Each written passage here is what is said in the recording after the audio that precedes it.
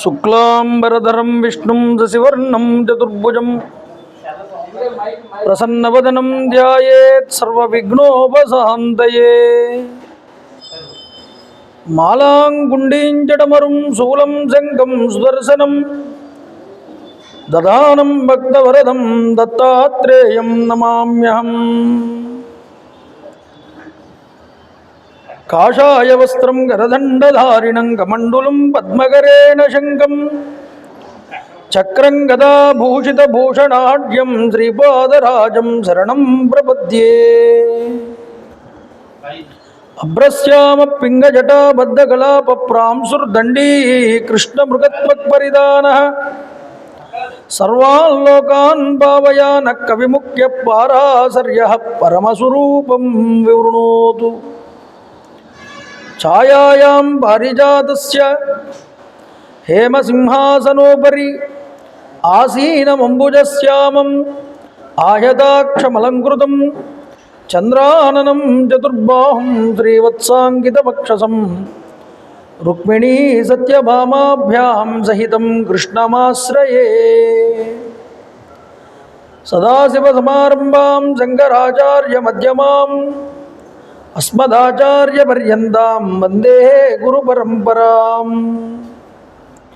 వైదేహీ సహితం సురద్రుమతలే హైమే మహామండపే మధ్యే పుష్పకమాసనే మణిమయే వీరాసనే సుస్థితం అగ్రే వాజయతి ప్రభంజనసుతే తత్వం మునిభ్యః పరం వ్యాఖ్యాంతం భరతాదిభిః పరివృతం రామం భజే శ్యామలం. రామం రామానుజం సీతం భరతం భరతానుజం సుగ్రీవం వాయుసూనూంచ ప్రణమామి పునః పునః. విమలపటి కమలకుటి పుస్తక రుద్రాక్షసస్తహస్తపుటి కామాక్షి పక్ష్మలాక్షి కలిత విపంచి విభాసి వైరించి మనోజవం మారుతతుల్యవేగం జితేంద్రియం బుద్ధిమతాం వరిష్టం వాతాత్మజం వానరయూధముఖ్యం శ్రీరామదూతం శిరసాన్నమామి. హరి ఓం. పరమేశ్వర స్వరూపమైన సౌగ నమస్కారం. సభాయే నమః.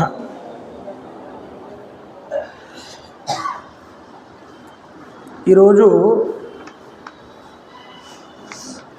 భీమాల వెంకట్రామ సత్యనారాయణ గారి జ్ఞాపకార్థంగా వారి కుమారుడు భీమల శ్రీరామ్ గారు వారి తండ్రి గారికి గొప్పగా అంజలి ఘటిస్తూ మా పితృవందనాన్ని చేస్తూ ఆయన పటానికి చిత్రపటానికి పూలమాల అలంకృతం చేయవలసిందిగా కోరుతున్నాం.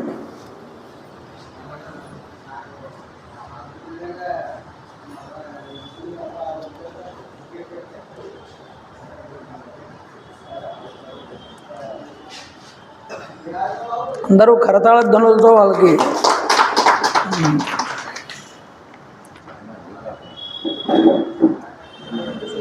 జటిలం చీరవసనం దండకారణ్యవాసినం మునివేషధరం ధ్యాయేత్ అరణ్యే కాండముత్తమే. అరణ్యకాండ ప్రారంభమై అప్పుడే 3వ రోజుకి చేరుకున్నాం మనం. రామచంద్ర ప్రభు నిన్నటి రోజు సీతా లక్ష్మణ సమేతంగా అగస్త్య మహర్షి యొక్క దర్శనం చేయడం జరిగింది. అగస్త్యుడంటే ఏమిటో, ఆయన ప్రభావం అంటే ఏమిటో, ఆయన యొక్క శక్తి సామర్థ్యాలు ఎలా ఉంటాయో నిన్నటి రోజు రాముడే చెప్పాడు లక్ష్మణుడికి. అఘం స్తంభయతీతి అగస్త్యాహ. ఆయన వింధ్యపర్వతాన్ని నిర్జించాడట ఎత్తు పెరగకుండా. శివ పంచాక్షరీ మంత్రాన్ని కొన్ని కోట్ల సార్లు చేశాడు. శివస్వరూపుడయ్యాడు. సముద్రాలన్నింటినీ కూడా అవపోసన పట్టాడు. ఈశ్వర శక్తి, నాకెంత శక్తి ఉన్నదో అగస్త్యుడికి అంత శక్తి ఉందన్నాడు. అందువల్ల చూడండి, అలాంటి అగస్త్యుడు ఇచ్చినటువంటి బాణాలని ధనస్సుని పట్టుకుని రామచంద్ర ప్రభు పంచవటి దగ్గర నివాసం ఉంటూ ఉండగా కాలం వేగంగా గడిచింది. 14వ సంవత్సరం వచ్చేసింది. ఇంకొక సంవత్సరం ఉంటే హాయిగా ఇంటికి వెళ్ళిపోవచ్చు. ఇదే సమయంలో వచ్చింది ఈ శూర్పణఖ. రాముణ్ణి చూసి మోహించింది. రాముణ్ణి చూసి మోహించిన వాళ్ళు ఎవరండి? రాముణ్ణి చూసి ఋషులు మోహించారు, దేవతలు మోహించారు, తిర్యక్ జంతువులు కూడా మోహించాయి. రాక్షసి మోహించడంలో పెద్ద విశేషమేముంది? కానీ దాని స్వభావమునందు తేడా ఉండడం వల్ల అది శిక్షించబడింది. ఎప్పుడైతే హింస తన అనుకున్నది జరగలేదు అన్నప్పుడు హింసా ప్రవృత్తికి దిగితే అది రాక్షసచర్య అంటారు దాన్ని. అప్పుడు సీతమ్మ మీదకి వెళ్ళింది చంపేస్తానని, ఎప్పుడైతే వెళ్ళిందో ఆయన శిక్షింపజేయించాడు లక్ష్మణుడి చేత. ఇది నేను చెప్పానుగా, శూర్పణఖ అంటే చుప్పనాతి శూర్పణఖ అనే మాట వచ్చింది తెలుగులో ఒక నానుడి. ఆ చుప్పనాతితనం అంటే ఏమిటండి? అంటే తాను అనుకున్నది జరగకపోతే ఎదుటివాడు ఎంత గొప్పవాడైనా వాడిని చాలా తక్కువ చేసి మాట్లాడి వాడిని నలుగురు యందు అగౌరవపరిచేటటువంటి స్థితి. తాను అనుకున్నది జరగాలనేటటువంటి పట్టుదలతో ఎంతకైనా దిగజారుతుంది. అది చుప్పనాదితనం. ఇప్పుడు తన అన్నగారైనటువంటి కరుడు దగ్గరకు వచ్చింది. కరుడు దగ్గరకు వచ్చి రాముడి గుణాలని పొగడకుండా ఉండలేకపోయింది.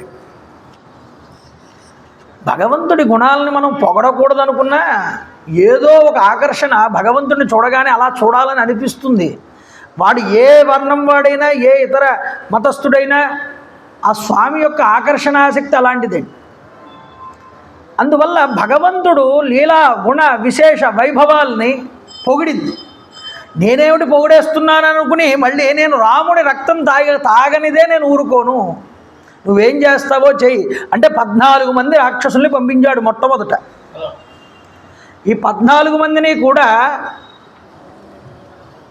సంహారం చేశారండి రామచంద్ర ప్రభు. నిన్నటి రోజు చెప్పుకున్నాంగా ఈ విషయాన్ని. అయితే 14 మంది ఎప్పుడైతే చనిపోయారో పరిగెత్తుకుంటూ వచ్చింది ఈ శూర్పణఖ మళ్ళీ కరుడి దగ్గరికి వచ్చి బాధపడుతోంది.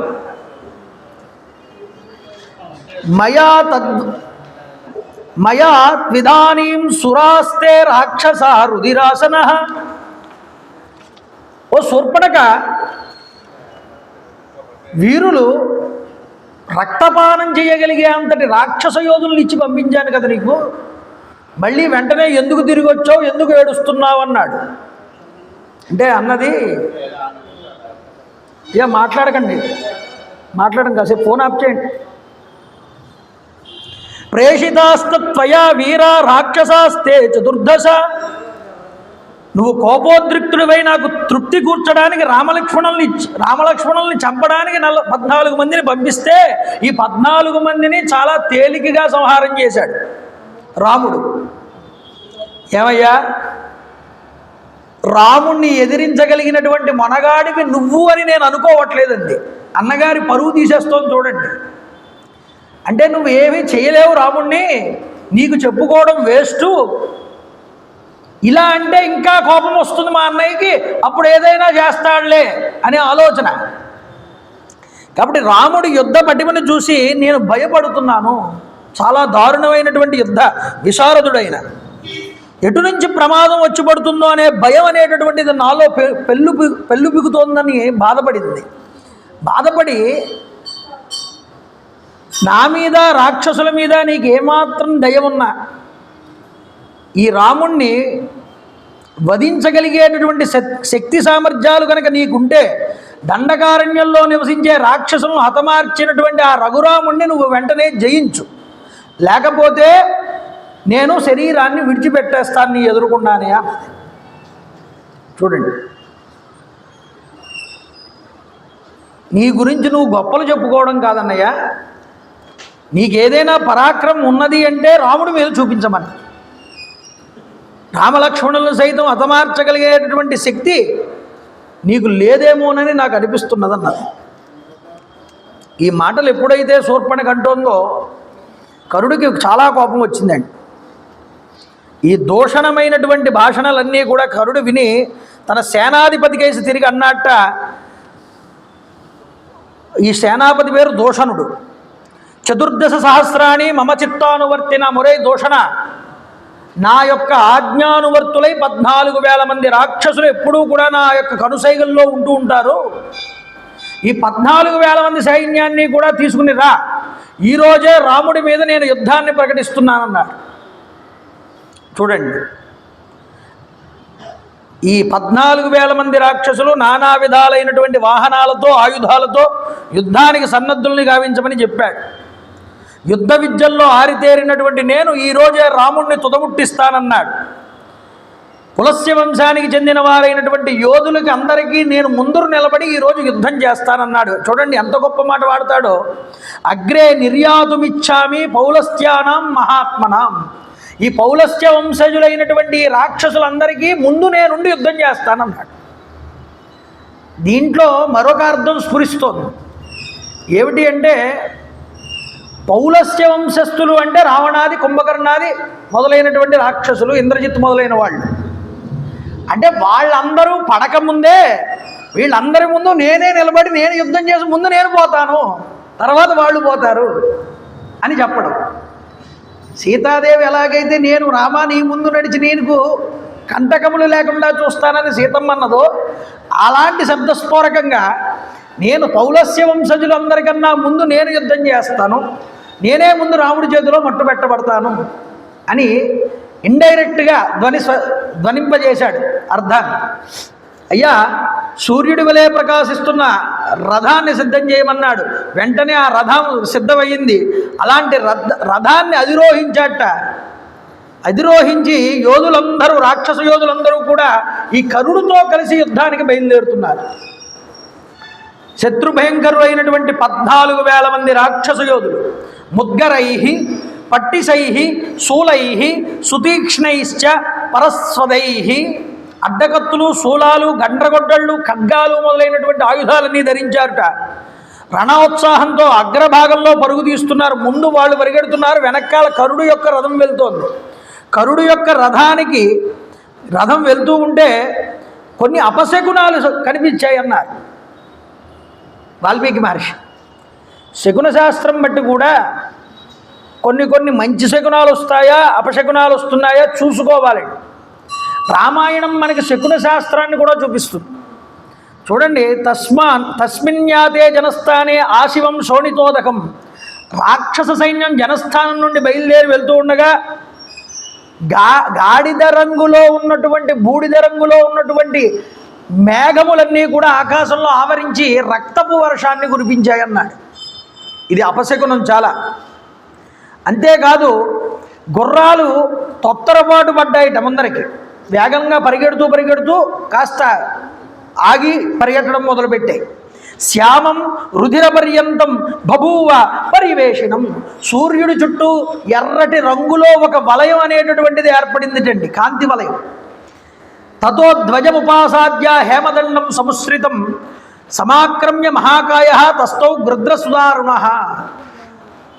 కరుడు వెళ్తున్నటువంటి రథం మీద జెండా ఏదైతే ఉందో ఆ జెండా మీదకి ఒక గ్రద్ద వచ్చి వాలిందిటండి.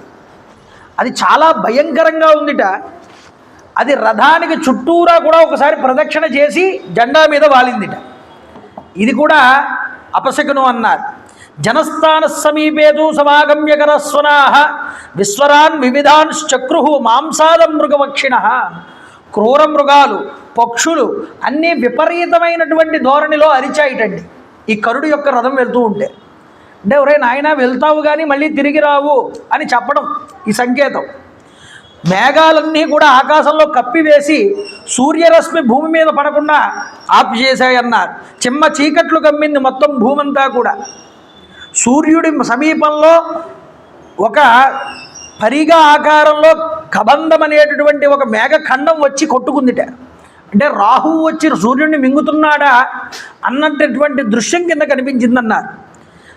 అయితే గొప్ప విషయం ఏమిటంటేనండి, మదించిపోయి ఉన్నటువంటి వాడు, అలాగే గర్వంతో ఉన్నటువంటి వాడు, నాకన్నా గొప్పవాడు ఎవడూ లేడు అనుకుని విర్రవీగేటటువంటి వాడు ఉంటాడే, వాడు ఇలాంటి అపశకునాల్ని పట్టించుకోడు. ఎందుకంటే ఎదుటివాడిని చాలా తక్కువ చేసి చూస్తాడు. వీడు నన్నేం చేస్తాడు, వీడు నన్నేం చేయలేడు, వీడు మానవాధముడు అనే స్థాయిలో ఉన్నాడు కరుడు. కరుడేమిటి, రావణాసుడు కూడా అంతేగా. కాబట్టి కరుడు ఏమంటున్నాడంటే ఇక్కడ, మహోత్పాతాన్ ఇమాన్ సర్వాన్ ఉస్థితాన్ ఘోరదర్శనాన్ నచింతయామ్యహం వీర్యాత్ బలవాన్ దుర్బలానివా. బలవంతుడు దుర్బలమైనటువంటి శత్రువుని కొంచెం కూడా లెక్క చేయనట్లుగా, అంటే బాగా బలవంతుడు చిన్నవాడి మీదకి యుద్ధానికి వెళ్తున్నాడు అనుకోండి, వాడిని అసలు లెక్కే చేయడు. వీడు ఎంతసేపు నా చేతిలో మట్టు పెట్టబడతాడు అనుకుంటాడు. కానీ లెక్క చేయనట్లుగానే ఇన్ని ఉత్పాతాలు వస్తున్నా సరే ఇవన్నీ నన్నేమీ చేయలేవు. ఎందుకంటే రాముడు ఒక మానవుడు, వాడు నన్నేమీ చేయలేడు. కాబట్టి ఇవన్నీ రాముడికి అవుతాయి కానీ నాకు అవ్వవు అనుకుంటున్నాడు ఈ రాక్షసుడు. చూడండి, సకామ భగినీ మే అస్తు పీత్వాతు రుధిరం తయో. ఓ భగిని, ఓ సోదరి, ఓ శూర్పణఖ, ఈరోజు నేను రాముడిని సంహారం చేసి తీసుకొస్తాను. నువ్వు హాయిగా కడుపారా నీ యొక్క కడుపు నిండేటట్లుగా రాముడి యొక్క రక్తాన్ని నువ్వు కడుపారా గురోలుదిగానన్నాడు, తాగుదిగానన్నాడు. చూడండి, ఇంతటి విధంగా చెప్తూ శపథం చేసి బయలుదేరుతున్నాడండి ఈ కరుడు. ఈ యొక్క యుద్ధాన్ని చూడడానికి ఆకాశంలో దేవతలు, యక్షులు, గంధర్వులు, ఋషులు అందరూ విమానాల మీద వచ్చేశారు. వచ్చేసి రామచంద్ర ప్రభు చేసేటటువంటి యుద్ధాన్ని చూడాలి ఈరోజు. ఇప్పటి వరకు రామాయణంలో రామచంద్ర ప్రభు చేశాడు కానీ యుద్ధాలు, రాక్షస సంహారాలు చేశాడు కానీ ఇంతమంది రాక్షసులతో ఒకేసారి తను తలబడలేదు. ఇదే మొదటిసారి, అవునా? కాబట్టి వీళ్ళందరూ ఆశ్చర్యంగా రాముడు ఎలా యుద్ధం చేస్తాడో చూడాలి. ఆశ్చర్యంగా ఆకాశంలోకి వచ్చి చూస్తున్నారట. చూసి కేవలం అలా వాళ్ళు ఏం మాట్లాడుకుంటున్నారో చెప్తున్నాడు వాల్మీకి, అది గ్రహించాలి మనం. ఏమంటున్నాడో చూడండి, స్వస్తి గోబ్రాహ్మణేభ్యో అస్తు లోకానాం యో అభిసంగత జయతాం రాఘవస్సంగే పౌలస్త్యాన్ రజనీచరాన్. గోవు, బ్రాహ్మణులు, సాధు పురుషుల యొక్క హితాన్ని కోరి ఈరోజు రామచంద్ర ప్రభు తన యొక్క యుద్ధమునందు విజయాన్ని పొందుగాక. ఎవరు కోరుకున్నారండి? దేవతలు, ఋషులు. ఎందుకు కోరుకున్నారు? ఆయన విజయం సాధించాడు అంటే సాధు పురుషులందరూ రక్షించబడతారు, ధర్మం నిలబడుతుంది, గోవు నిలబడుతుంది, బ్రాహ్మణుడు నిలబడతాడు, నిలబడితే మంత్రం నిలబడుతుంది, మంత్రం నిలబడితే హవ్యకవ్యాలు అనేటటువంటివి దేవతలకి, పితృదేవతలకి అందుతాయి, అందితే యజ్ఞం జరుగుతుంది, యజ్ఞం జరిగితే వర్షం పడుతుంది, వర్షం పడితే సకల జనులు కూడా ఆనందంగా ఉంటారు. ఎప్పుడూ కూడా ధర్మం ఎటువైపు ఉంటుందో, మంచి వాళ్ళు ఎటువైపు ఉంటారో వాళ్ళ కోసం భగవంతుడు ఎప్పుడూ తాపత్రయపడతాడు. దేవతలందరూ ఈరోజు ఏం కోరుకుంటున్నారు? ఇంతటి 14,000 మంది సైన్యము హతమార్చబడాలి, సాధు పురుషులు రక్షించబడాలి, అందుకోసం రాముడు గెలవాలి. రాముడిని దైవం కింద పక్కన పెట్టండి కాసేపు. రాముడు దైవం కాకుండా ఒక మానవుడే అయినా ఆయన సాధు పురుషుల్ని రక్షిస్తానని ప్రతిజ్ఞ చేశాడు. ఎప్పుడైతే మంచి కార్యాన్ని ఎవడైతే పూనుకున్నాడో ఆ మంచి కార్యం వెనకాల దేవతల యొక్క ప్రోద్బలం కూడా ఉంటుంది. ఇది గుర్తుపెట్టుకోవాలి. అందువల్ల ధర్మమైన కార్యక్రమాలు మొదలుపెట్టామనుకోండి, దాన్ని రాక్షసులు ఆపడానికి ప్రయత్నం చేసినా దేవతల యొక్క అనుగ్రహం మన వెంట ఉంటుంది ఎప్పుడూ కూడా. కాబట్టి చెడు కార్యాలకు ఉన్నటువంటి వేగంగా జరిగే పనులు మంచి కార్యాలకి గమ్మున ముందరకు నడవు. అలా అని విస్మరించకూడదయ్యా, ఎప్పుడు మంచి జరగడానికి మనం ప్రయత్నం చేస్తూనే ఉండాలి. ఇది రాముడు చేస్తున్న యుద్ధానికి ముందుగా దేవతలు మాట్లాడినటువంటి మాటలు మనకి శిరోధార్యాలు. కాబట్టి ఇక్కడ వెళ్తున్నాడు, ఈ రథం వెళ్తోంది, రథం చుట్టూరా కూడా కొంతమంది కరుడికి సైన్యాధ్యక్షులు కొంతమంది 12 మంది ఉన్నారు. వాళ్ళు రథం చుట్టూ పరిగెడుతున్నారన్నాడు. ఎవరు వీళ్ళు అంటే శ్వేనగామి, పృథుగ్రీవుడు, యజ్ఞశత్రువు, విహాంగయుడు, దుర్జయుడు, కరవీరాక్షుడు, పరుషుడు, కాలకార్ముకుడు, మేఘమాలి, మహామాలి, సర్పాస్యుడు, రుధిరాసనుడు. వీళ్ళు 12 మంది కూడా కరుడు యొక్క రథానికి చుట్టూ కూడా నిలిచి ఉన్నారట. రథం ముందు వెళ్తుంటే వీళ్ళు చుట్టూరా కాపు కాస్తున్నారు. అయితే వీళ్ళందరూ కూడా సేనాపతులు, కరుడికి రక్షకులు కింద ఉంటారు చుట్టూరా. అయితే చూడండి, ఇక్కడ పంచవటికి బయలుదేరారు జనస్థానం నుంచి. ఇది నాసిక్ దగ్గర ఉందండి, మహారాష్ట్రలో. నాసిక్ దగ్గర రామచంద్ర ప్రభు ఉంటే జనస్థానం నుంచి వీళ్ళు బయలుదేరారు. అంటే త్రయంబకం దగ్గర ఉంటుంది జనస్థానం. త్రయంబక జ్యోతిర్లింగం ఉందిగా, అక్కడికి దగ్గరలో ఉంటుంది జనస్థానం, అరణ్య ప్రాంతం అది. అక్కడి నుంచి వీళ్ళు బయలుదేరి నాసిక్ వస్తున్నారు. చూడండి, జనస్థానానికి వచ్చేటప్పటికి అక్కడ జనస్థానం నందు కూడా కొన్ని, ఇక్కడ నాసిక్ దగ్గర కూడా కొన్ని ఉత్పాతాలు కనిపిస్తున్నాయి పంచవటి దగ్గర. రామచంద్ర ప్రభు దాన్ని గమనించారు. గమనించి లక్ష్మణుడితో అంటున్నారు, నాయనా లక్ష్మణ, సమస్త ప్రాణులకి కూడా అశుభాన్ని సూచించేటటువంటి ఈ మహోత్పాతాలని ఒక్కసారి గమనించవయ్యా. అంటే ఈ మహోత్పాతాలు ఏంటంటే ఒక పెద్ద వినాశనానికి కారణం అవుతాయి. అందువల్ల రాక్షస సంహారాన్ని తెలుపునట్టే ప్రమాద ఘంటికలివి అన్నాడు ఆయన. అంటే ఈ యొక్క శకున శాస్త్రంలో చాలా గొప్ప ఆరితేరిన వాడండి రామచంద్ర ప్రభు. ఆయన ఏమన్నాడంటే ఈ యొక్క శకునములన్నీ కూడా ఒక గొప్ప యుద్ధానికి దారితీస్తాయి. రాక్షస సంహారం జరుగుతుంది ఈ శకునాల వల్ల. ఏమిటి ఈ శకునాలు అంటే ఆయన కూడా చెప్తున్నాడు, నీ యొక్క బాణాలు, నా యొక్క బాణాలు, అంబుల పొదిలో ఉన్న బాణాలు ఉంటాయి చూసారా, ఈ బాణాలు ఎగిసి పడుతున్నాయి ఇటు పైకి, యుద్ధం చెయ్యాలనేటటువంటి యుద్ధ ఉత్సాహంతో. కాబట్టి లక్ష్మణ, నువ్వు చూసావో గమనించావో లేదో, మన బాణాలు మంచి ఉత్సాహంగా ఎగురుతున్నాయో, పైకి ఎగురుతున్నాయి. అంతేకాదు మన ధనస్సులు, చేతిలో ఉన్న ధనస్సులు యుద్ధానికి సన్నద్ధమవుతున్నాయి. వనాల యందు సంచరించేటటువంటి పక్షుల యొక్క అరుపులు వింటూ ఉంటే భవిష్యత్తులో మనకి ఎలాంటి భయము లేదని నాకు అర్థమవుతోంది. శత్రువుల యొక్క జీవితములు మాత్రం సందేహం అని నాకు అర్థమవుతోంది అయ్యా. కాబట్టి లక్ష్మణ, త్వరలోనే ఒక ఘోరమైనటువంటి యుద్ధం మనం చేయవలసి వస్తుంది ఈ శకునాలను బట్టి చూస్తుంటే. అంతేకాదు నా కుడి భుజం ఇందాకటి నుంచి విపరీతంగా అదురుతోందన్నాడు రామచంద్ర ప్రభు. కుడి భుజం అదురుతోందంటే శకున శాస్త్రంలో పురుషుడికి కుడి భుజం అదిరితే శుభసూచకం. నాకు కుడి భుజం అదురుతోంది కాబట్టి నాకు విజయం తథ్యం లక్ష్మణ అని చెప్పాడు. అంతేకాదు లక్ష్మణ, రాక్షసుల యొక్క ఘోరమైనటువంటి అరుపులు, వారు మ్రోగిస్తున్నటువంటి భేరీల యొక్క శబ్దాలు ఇదిగో ఇక్కడ దాకా మనకి వినిపిస్తున్నాయి అన్నాడు. కాబట్టి శుభాలు కోరుకునేటటువంటి వాడు దూరదర్శి అయి, పురుషుడు మనకెదురుగా వచ్చే ఆపదలను ముందుగానే ఊహించుకుని తగు జాగ్రత్తలు తీసుకోవాలి. ఇప్పుడు మనకి ఏదో ఒక ఆపద వస్తుంది అనుకుంటే ముందుగా దాన్ని గమనించి దానికి కావలసిన జాగ్రత్తలు ముందుగానే తీసుకోవాలి. కాబట్టి నేనేం చెప్తున్నానంటే నీకు, తస్మాత్ గృహీత్వ వైదేహీం శరపాణీర్ధనుర్ధర. అయినా లక్ష్మణ, నువ్వు యుద్ధం చేయగలిగినటువంటి మహానుభావుడివని నాకు తెలుసు. కానీ నువ్వు నీ యొక్క వదిన గారైనటువంటి వైదేహిని రక్షణ చేస్తూ, అదిగో ఆ కనిపిస్తున్నటువంటి చెట్లతో నిండి ఉన్నటువంటి గుహ, కొండ గుహ కనిపిస్తుంది కదా, ఆ గుహలోకి తీసుకుని వెళ్ళు.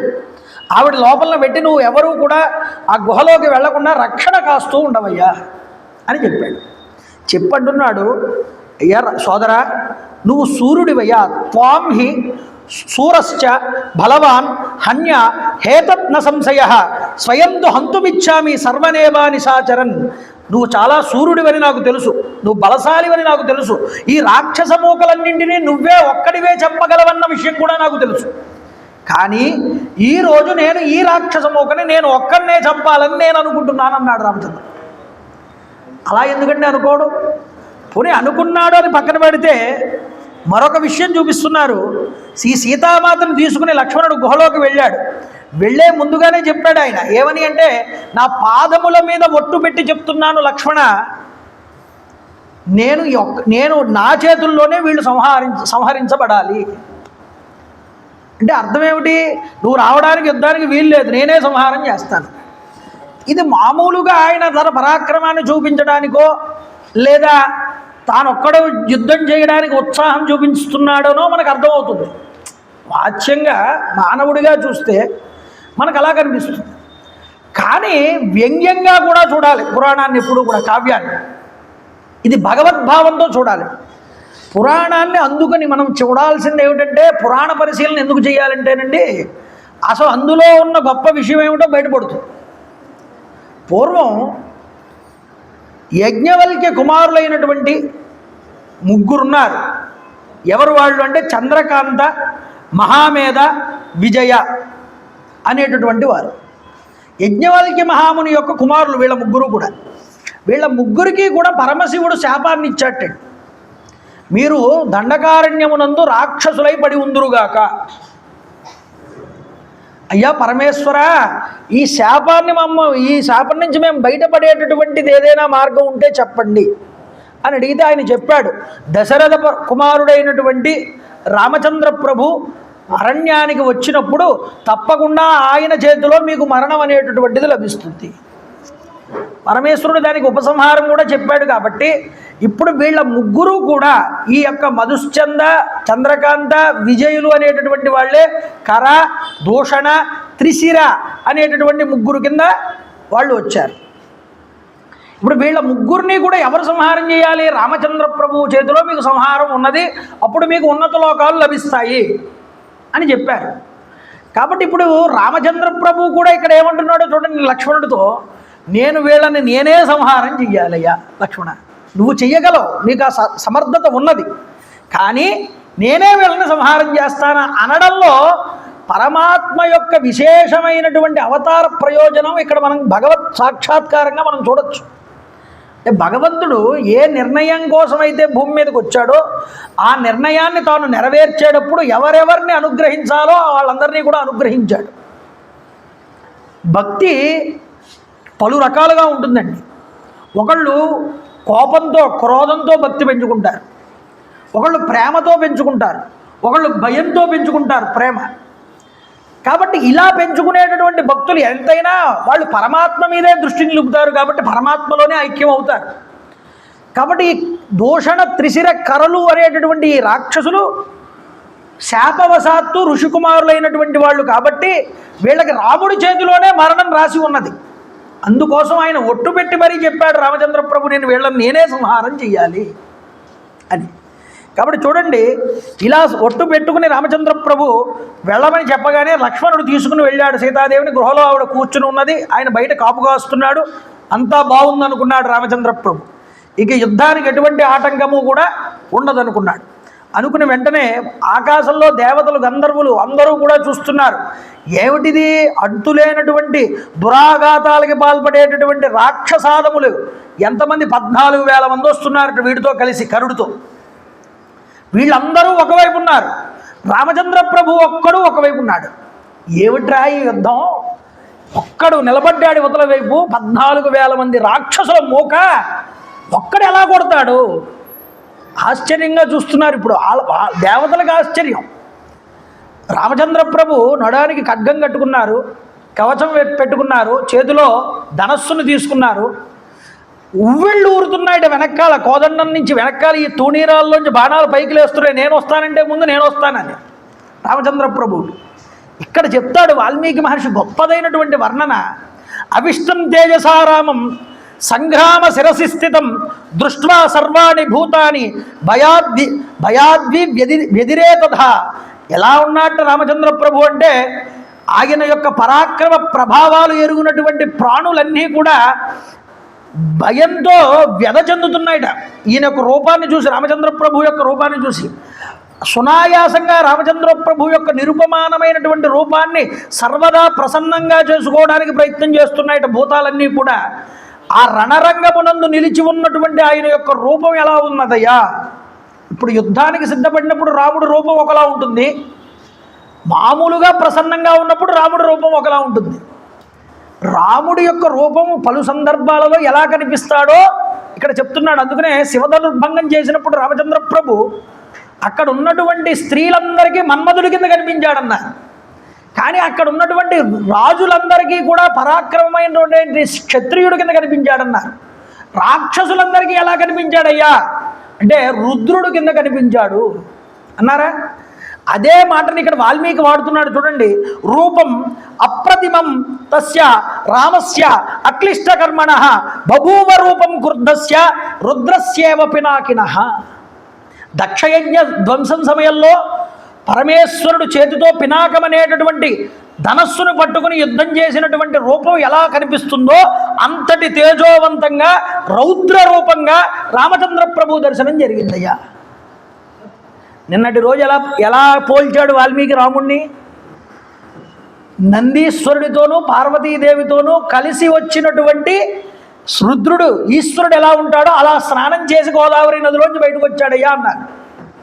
సమయం వచ్చినప్పుడల్లా రుద్రుడితో పోలుస్తున్నాడు చూడండి, ఈశ్వరుడితో పోలుస్తున్నాడు పరమేశ్వరుడితో రాముడు. అంటే ఏమిటి? ఉన్న పదార్థాలు ఎప్పుడూ కూడా రెండే, ఏకో దేవ కేశవోవా శివోవా.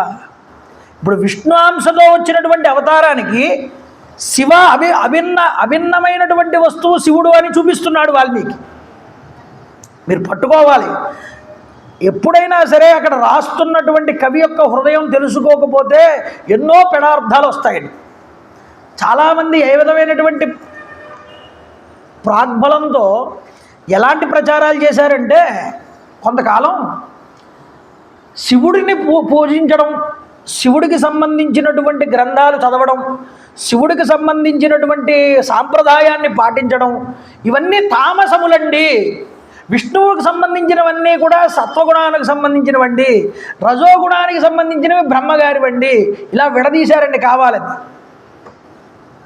మీరు అర్థం చేసుకోండి నన్ను. అంటే ఏమిటి? తామస గుణాలకు సంబంధించిన గ్రంథాలు చదవకూడదు, సత్వగుణ సంబంధమైన గ్రంథాలు చదవాలి అని అన్నారు. ఇది విష్ణువుకు సంబంధించిన గ్రంథం అయితే 1-2 సార్లు శివుడితో కంపేర్ చేయడం ఎందుకు వాల్మీకి? మీరు అర్థం చేసుకోండి. అజామేకాం లోహిత శుక్ల కృష్ణాం, వేదంలో ఒక మాట ఉన్నది,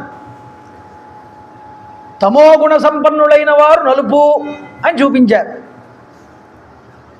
ప్రళయాగ్ని రుద్రుడు కాబట్టి, ప్రళయం చేస్తాడు కాబట్టి పరమేశ్వరుడు నల్లగా ఉంటాడు, తమో గుణంలో ఉంటాడు. తమో గుణం ఎప్పుడూ నల్లగా ఉంటుంది సంకేతం. అజామేకం లోహిత శుక్ల కృష్ణం. శుక్లకృష్ణం అంటే కృష్ణం అంటే నలుపు రంగు, నలుపు రంగులో ఉంటుంది కదా. అంటే గుణకర్మ విభాగ యోగమునందు కూడా శ్రీకృష్ణ పరమాత్మ తమోగుణం నలుపే అని చెప్పాడు. మరి తమోగుణం నలుపైనప్పుడు పరమేశ్వరుడు శుద్ధ స్ఫటికమణి నిభం అంటారే పరమేశ్వరుణ్ణి. శాంతం పద్మాసనస్థం శశిధరమకుటం పంచవక్త్రం త్రినేత్రం శూలం వజ్రం చ ఖడ్గం పరశుమభయదం దక్షభాగే వహంతం వామం పాసంచగంటాం ప్రళయ హుతవహం సాంకుశం వామభాగే నానాలంకారయుక్తం స్ఫటికమణి నిభం పార్వతీశం నమామి. ఇది చాలా ప్రసిద్ధమైనటువంటి ఈశ్వర ధ్యాన శ్లోకం. పరమేశ్వరుడు స్ఫటికమణి నిభుడు అంటే అర్థం ఏమిటంటే ఆయన తెల్లగా ఉంటాడు. ఆయనంత తెలుపు మరొకళ్ళు ఉండరు. స్ఫటికం ఎంత తెల్లగా ఉంటుందో పరమేశ్వరుడు అంత తెల్లగా ఉంటాడు. మరి తెలుపు సత్వగుణానికి సంకేతం కదండి. అంటే రంగులు ముఖ్యం కాదయ్యా. ఇక్కడ ఉన్న పరమాత్మ ఒక్కొక్క సమయమునందు ఒక్కొక్క పాత్ర పోషిస్తున్నాడు. అందువల్ల వీళ్ళిద్దరి యందు కూడా అభేదం అనేటటువంటిది ఉన్నది. ముఖ్యంగా కలియుగంలో బ్రహ్మ విష్ణు మహేశ్వరుల అభిన్న అవతారాలుగా వచ్చిన అవతారాలు కొన్ని ఉన్నాయి. ఒకటి వెంకటేశ్వర స్వామి వారి అవతారం. చూడండి, ఆయన పద్మం మీద నుంచి ఉంటాడు వెంకటేశ్వర స్వామి వారు. పద్మం మీద ఉండేవారు ఎవరు? బ్రహ్మగారు. ఆయనకి శంకు చక్రాలు ఉంటాయి విష్ణువు, చేతికి నాగాభరణాలు ఉంటాయి పరమేశ్వరుడు. లేదండి ఆయన ఆది పరాశక్తి అంటారా? ఆ సింహం గుర్తులు ఉంటాయి పైన విమానం మీద. కాబట్టి కలియుగంలో బ్రహ్మ విష్ణు శివాత్మకంగా త్రిమూర్త్యా అంశతో వచ్చిన అవతారం ఉందంటే అది వెంకటేశ్వరుడు. అలాగే శ్రీ దత్తాత్రేయ గురుమూర్తి. మాలాం కుండీంచ డమరుం శూలం శంఖం సుదర్శనం దదానం భక్తవరదం. మనం ప్రార్థన శ్లోకం చేస్తాంగా. ఒక చేత్తో కమండలం, ఒక చేత్తో రుద్రాక్షమాల బ్రహ్మగారు, ఒక చేత్తో ఢమరుకం, ఒక చేత్తో త్రిశూలం శివుడు, ఒక చేత్తో శంఖం, ఒక చేత్తో చక్రం విష్ణు. ఎందుకు వచ్చాయి ఈ అవతారాలు? బ్రహ్మాండ పురాణంలో వ్యాసుల వారు ఖచ్చితంగా చెప్పారండి. ఏమని? శ్రీదత్తో నారాయణ స్వయం అని. అలాగే నారాయణుడు దత్తుడి కింద వచ్చాడా? కాదు, త్రిమూర్త్యాంశగా వచ్చాడు. అందువల్ల ఇలాంటి ఋషివాక్యాలని బట్టి అసలు రెండు వస్తువులు లేవురా, నువ్వు భ్రాంతిగా చెందుతున్నావు అంతే. రామాయణం రావడానికి కూడా మీకు మొదటి రోజు చెప్పా, శివ బ్రహ్మ రామ విష్ణు ఆదేశాలతో వాళ్ళ అనుమతితో వచ్చింది ఈ రామాయణం. ఒకటి రావాలి అంటే రెండు పూనుకోవాలి ఎప్పుడూ కూడా, ఒకళ్ళనే పూజిస్తే రాదండి. అందుకనే ఇద్దరిని ఏకభావంతో పూజ చెయ్యాలి, అర్థమవుతుందా? అందువల్ల ఇక్కడ రుద్రుడిలా ఉన్నాడు రామచంద్ర ప్రభు అని చూపించాడు వాల్మీకి. చూపిస్తే దేవతలు గంధర్వులు అందరూ కూడా ఆయన రూపాన్ని చూసి ఆశ్చర్యపోయారట. రామచంద్ర ప్రభు యొక్క రూపాన్ని చూసి క్రమంగా సముద్రం వస్తున్నట్లుగా ఉందిట, ఈ సేన ముందరకు వస్తోందన్నారు. అక్కడ కరుడి యొక్క సైన్యాన్ని చూశాడు రామచంద్ర ప్రభు. చూసి తస్య క్రుద్ధస్య రూపంతో రామస్య దదృశే తథా దక్షస్యేవ క్రతుం హంతుం తద్యతస్య పినాకినః. మళ్ళీ అంటున్నాడండి, దక్షయజ్ఞధ్వంసంలో దేవతల్ని రూపుమాపడానికి వచ్చినటువంటి వీరభద్రుడి యొక్క స్వరూపం ఉన్నదే, అంతటి తేజోమూర్తిగా ఆ రోజు ఎంత ఉగ్రరూపంతో వచ్చాడో అంత ఉగ్రరూపంతో సిద్ధంగా ఉన్నాడు యుద్ధం చేయడానికి రామచంద్ర ప్రభు. దుర్నిరీక్షమైనటువంటి అవతారం అది. పోతన గారు భాగవతం చేస్తూ అంటారు, అభ్రంలిహారభ్ర విభ్రమ భ్రభ్రమ కృణీల దీర్ఘ శరీరమర ప్రజ్వలజ్వలన దీప్తజ్వాలికా జాల జ్వజ్వల్యమాన కేశములు మెరయ చండ దిగ్భేదండ శుంఠాపదోర్దండ సాహస్రద్రుతహేతి సంగముప్ప వీక్షణద్యుతిలోక తీక్షణధృతిలోక తీక్షణత దుర్నిరీక్షమగుచు గ్రకచ కఠిన కరాళ దంష్ట్రలు వెలుంగ ఘనకపాలాస్తివన మాలికలు ధనర అఖిలలోక భయంకరుండగుచు వీరభద్రుడు దయించే మారట రుద్రుడగుచున్నని. అటువంటి వీరభద్రుడు ఎంతటి ఉగ్రరూపాన్ని పొందాడో ఈ రోజు ఇక్కడ దక్షస్యేవ క్రతుం హంతు ఉద్యతస్య పినాకినః. ఆ పినాకం అనే ధనస్సును పట్టుకున్నటువంటి వీరభద్రుడా అన్నట్లుగా రామచంద్ర ప్రభు దర్శనమిచ్చారు అందరికీ. చూడండి, రాముణ్ణి చూస్తూనే వచ్చిన వాళ్ళందరూ కూడా 14,000 మంది చుట్టుముట్టారట రామచంద్ర ప్రభు. చుట్టుముట్టి వాళ్ళ చేతుల్లో ఉన్నటువంటి ఆయుధాలను విసురుతున్నారట, విల్లంబులన్నిటితో కూడా కొడుతున్నారట. ఎలా ఉన్నది చూడడానికి దృశ్యం అంటే వాల్మీకి ఒకే ఒక ఉదాహరణ చెప్పాడు. విపరీతమైనటువంటి వర్షపు జల్లు ఒక పర్వతం మీద పడుతూ ఉంటే దూరం నుంచి ఆ సన్నివేశం ఎలా కనబడుతుందో అలాగ రాముడి మీద పడుతున్నటువంటి ఈ శరముల యొక్క వర్షం అలా కనిపిస్తున్నదయ్యా. వాటన్నింటినీ తన యొక్క బాణముల చేత కొడుతున్నాడు రామచంద్ర ప్రభు. కానీ కొన్ని ఆగకుండా వచ్చి గుచ్చుకుంటున్నాయి. శరీరం అంతా రామచంద్ర ప్రభు శరీరం రక్తసిక్తం అయ్యిందిటండి. పూచిన మోదుగు చెట్టులాగా ఉన్నాడు, రక్తం కారుతోంది. ఇలా కారుతూ ఉండగా అగ్ని జ్వాలలాగా కనిపించాడన్నాడు.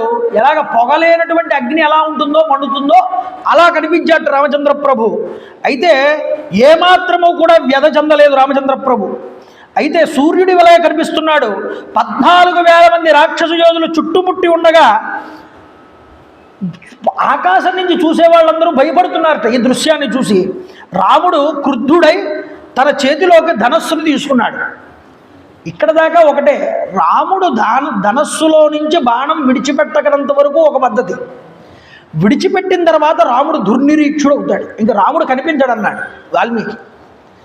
ఎప్పుడు బాణం తీస్తాడో, ఎప్పుడు సంధిస్తాడో, ఎప్పుడు విడిచిపెడతాడో అవతల వ్యక్తికి కనిపించదు. ఇదే చెప్తారు ఇక్కడ. రామ సుసంక్రుద్ధో మండలీకృత కార్ముక. మీరు టెక్నాలజీని పట్టుకోవాలి. పురాణం చదివినప్పుడు ఎప్పుడైనా సరే, పూర్వం మన దగ్గర ఉన్న ఎంత టెక్నాలజీ ఉండేది అంటే ఈ చేతిలో ఉన్నటువంటి ధనస్సు మండలాకృతిలోకి మారింది అన్నాడు వాల్మీకి. మండలాకృతి అంటే రౌండ్ సర్కిల్లోకి మారిపోయిందిట. అలా ఎలా మారుతుందండి అంటే ఆటోమేటిక్ మిషన్లా పనిచేస్తుంది ఆయన చేతుల్లో ఉన్న ధనస్సు. రౌండ్గా మారిపోయింది. ఎందుకంటే రౌండ్గా మొత్తం చుట్టుముట్టేశారుగా రామచంద్ర ప్రభుని. ఆ రౌండ్గా ఉన్నటువంటి ధనస్సును ఇలా మధ్యలో పట్టుకున్నట్టు రామచంద్ర ప్రభు. ఆ ధనస్సులో నుంచి కొన్ని వేల బాణాలు ఏకకాలంలో వెళ్ళి రాక్షసులను కొడుతున్నాయి. మనకి శాస్త్రంలో అస్త్రము శస్త్రము 2 మాటలు ఉంటాయి. శస్త్రము అంటే మామూలుగా పుల్లలతో ఈటెలతో బంగారపు కణుపులతో చేసేటటువంటి ఆయుధాలు. అస్త్రం అంటే ఏమిటంటే అంటే మంత్రంతో వచ్చేటటువంటిది శబ్దం. ఈ శబ్దంతో ఒక శక్తిని క్రియేట్ చేసి దాని ద్వారా ఎన్నో ఆయుధాలని అందులో నుంచి జనరేట్ చేయిస్తారు.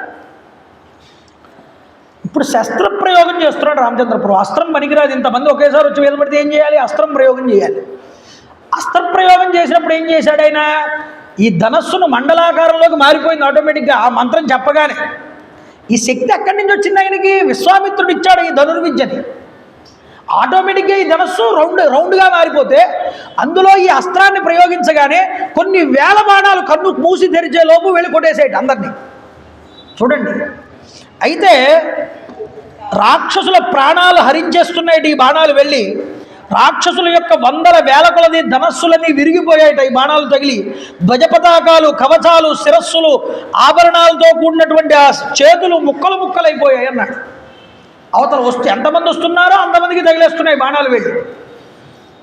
రాముడు తన బాణాల చేత రాక్షసుల యొక్క ఆయువు పట్టులన్నింటినీ కూడా ఛేదిస్తున్నాడు. ఛేదిస్తూ ఉంటే కొంతమంది శూలాలు, ఖడ్గాలు, గండ్రకొడ్డళ్ళు మొదలైన వాటిని తీసుకొచ్చి రాముడి మీదకి విసిరారట. బాణాలతో పనవట్లేదు. ఇలా విసరగానే తన శర పరంపరతోనే వాటన్నింటినీ అడ్డుకున్నట్టు రామచంద్ర ప్రభు వేసిన వాళ్ళ యొక్క కంఠాలన్నింటినీ కూడా ఖండించట. ఎలా ఉంటుంది అంటే ఉదాహరణ ఇస్తాడు వాల్మీకి మహర్షి. కొబ్బరి బొండాన్ని కత్తితో చెక్కితే అది ఎలా ఎగురుతుందో మొక్క పైన ఒక్కొక్కడి తలలో అలా ఎగురుతున్నాయి అన్నాడు. అదవుతుందా మీకు? కాబట్టి ఇలా ఎప్పుడైతే వచ్చిన వాడిని వచ్చినట్లుగా తెగనాట్ చేస్తున్నాడో దూషణుడు అనేటటువంటి వాడు చూశాడు. కరుడు యొక్క సోదరుడు వీడు. వాడికి విపరీతమైనటువంటి కోపం వచ్చింది. వాడు ఏం చేశాడంటే రాముడి మీదకి పరిగెత్తుకుంటూ వెళ్ళాట. అయితే రాముడికి భయపడిపోయి వెనక్కి పరిగెత్తుకుపోయిన కొంతమంది రాక్షసులు ఉంటే వాళ్ళందరినీ పోగేసుకొచ్చాట. మళ్ళీ వీళ్ళు పాపం దూషణుడిని చూసి వీడు ఉన్నాడు కదా మన ముందు, వీడు ఉండడం వల్ల మనకు కొంచెం ధైర్యం ఉంటుంది, వాడు చూసుకుంటాడులే అని వీళ్ళు కొంచెం ధైర్యాన్ని పొంది మళ్ళీ రాముడి యొక్క యుద్ధం చేయడానికి వాళ్ళు వచ్చారు.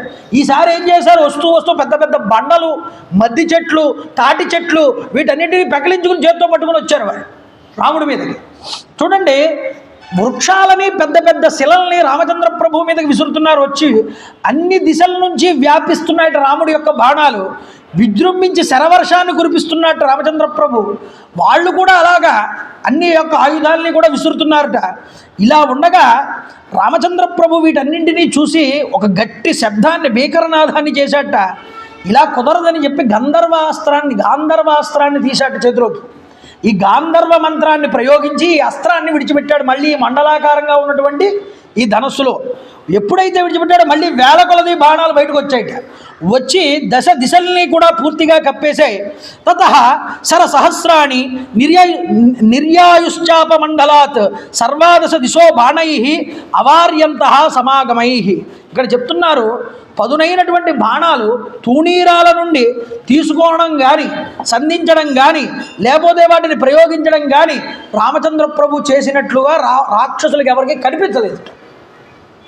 అలా వచ్చి పడిపోతున్నాయి. ఏమి తెలుస్తున్నాయట? అవి వచ్చి శరీరంలో గుచ్చుకున్న తర్వాత ఓహో నాకు వచ్చి బాణం గుచ్చుకుంది అని వాడికి తెలుస్తుంది తప్ప రాముడు నన్నే చూస్తున్నాడు, నన్ను ఎక్కుపెట్టాడు, నన్ను కొడుతున్నాడు అన్న విషయం కూడా వాడికి తెలియట్లేదు. అంత వేగంగా యుద్ధం చేస్తున్నాడు రామచంద్ర ప్రభు.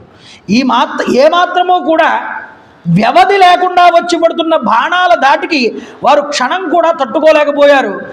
శరీరాలను విడిచిపెట్టేస్తున్నారు. అదే క్షణంలో కొంతమంది నేల మీద పడిపోతున్నారు.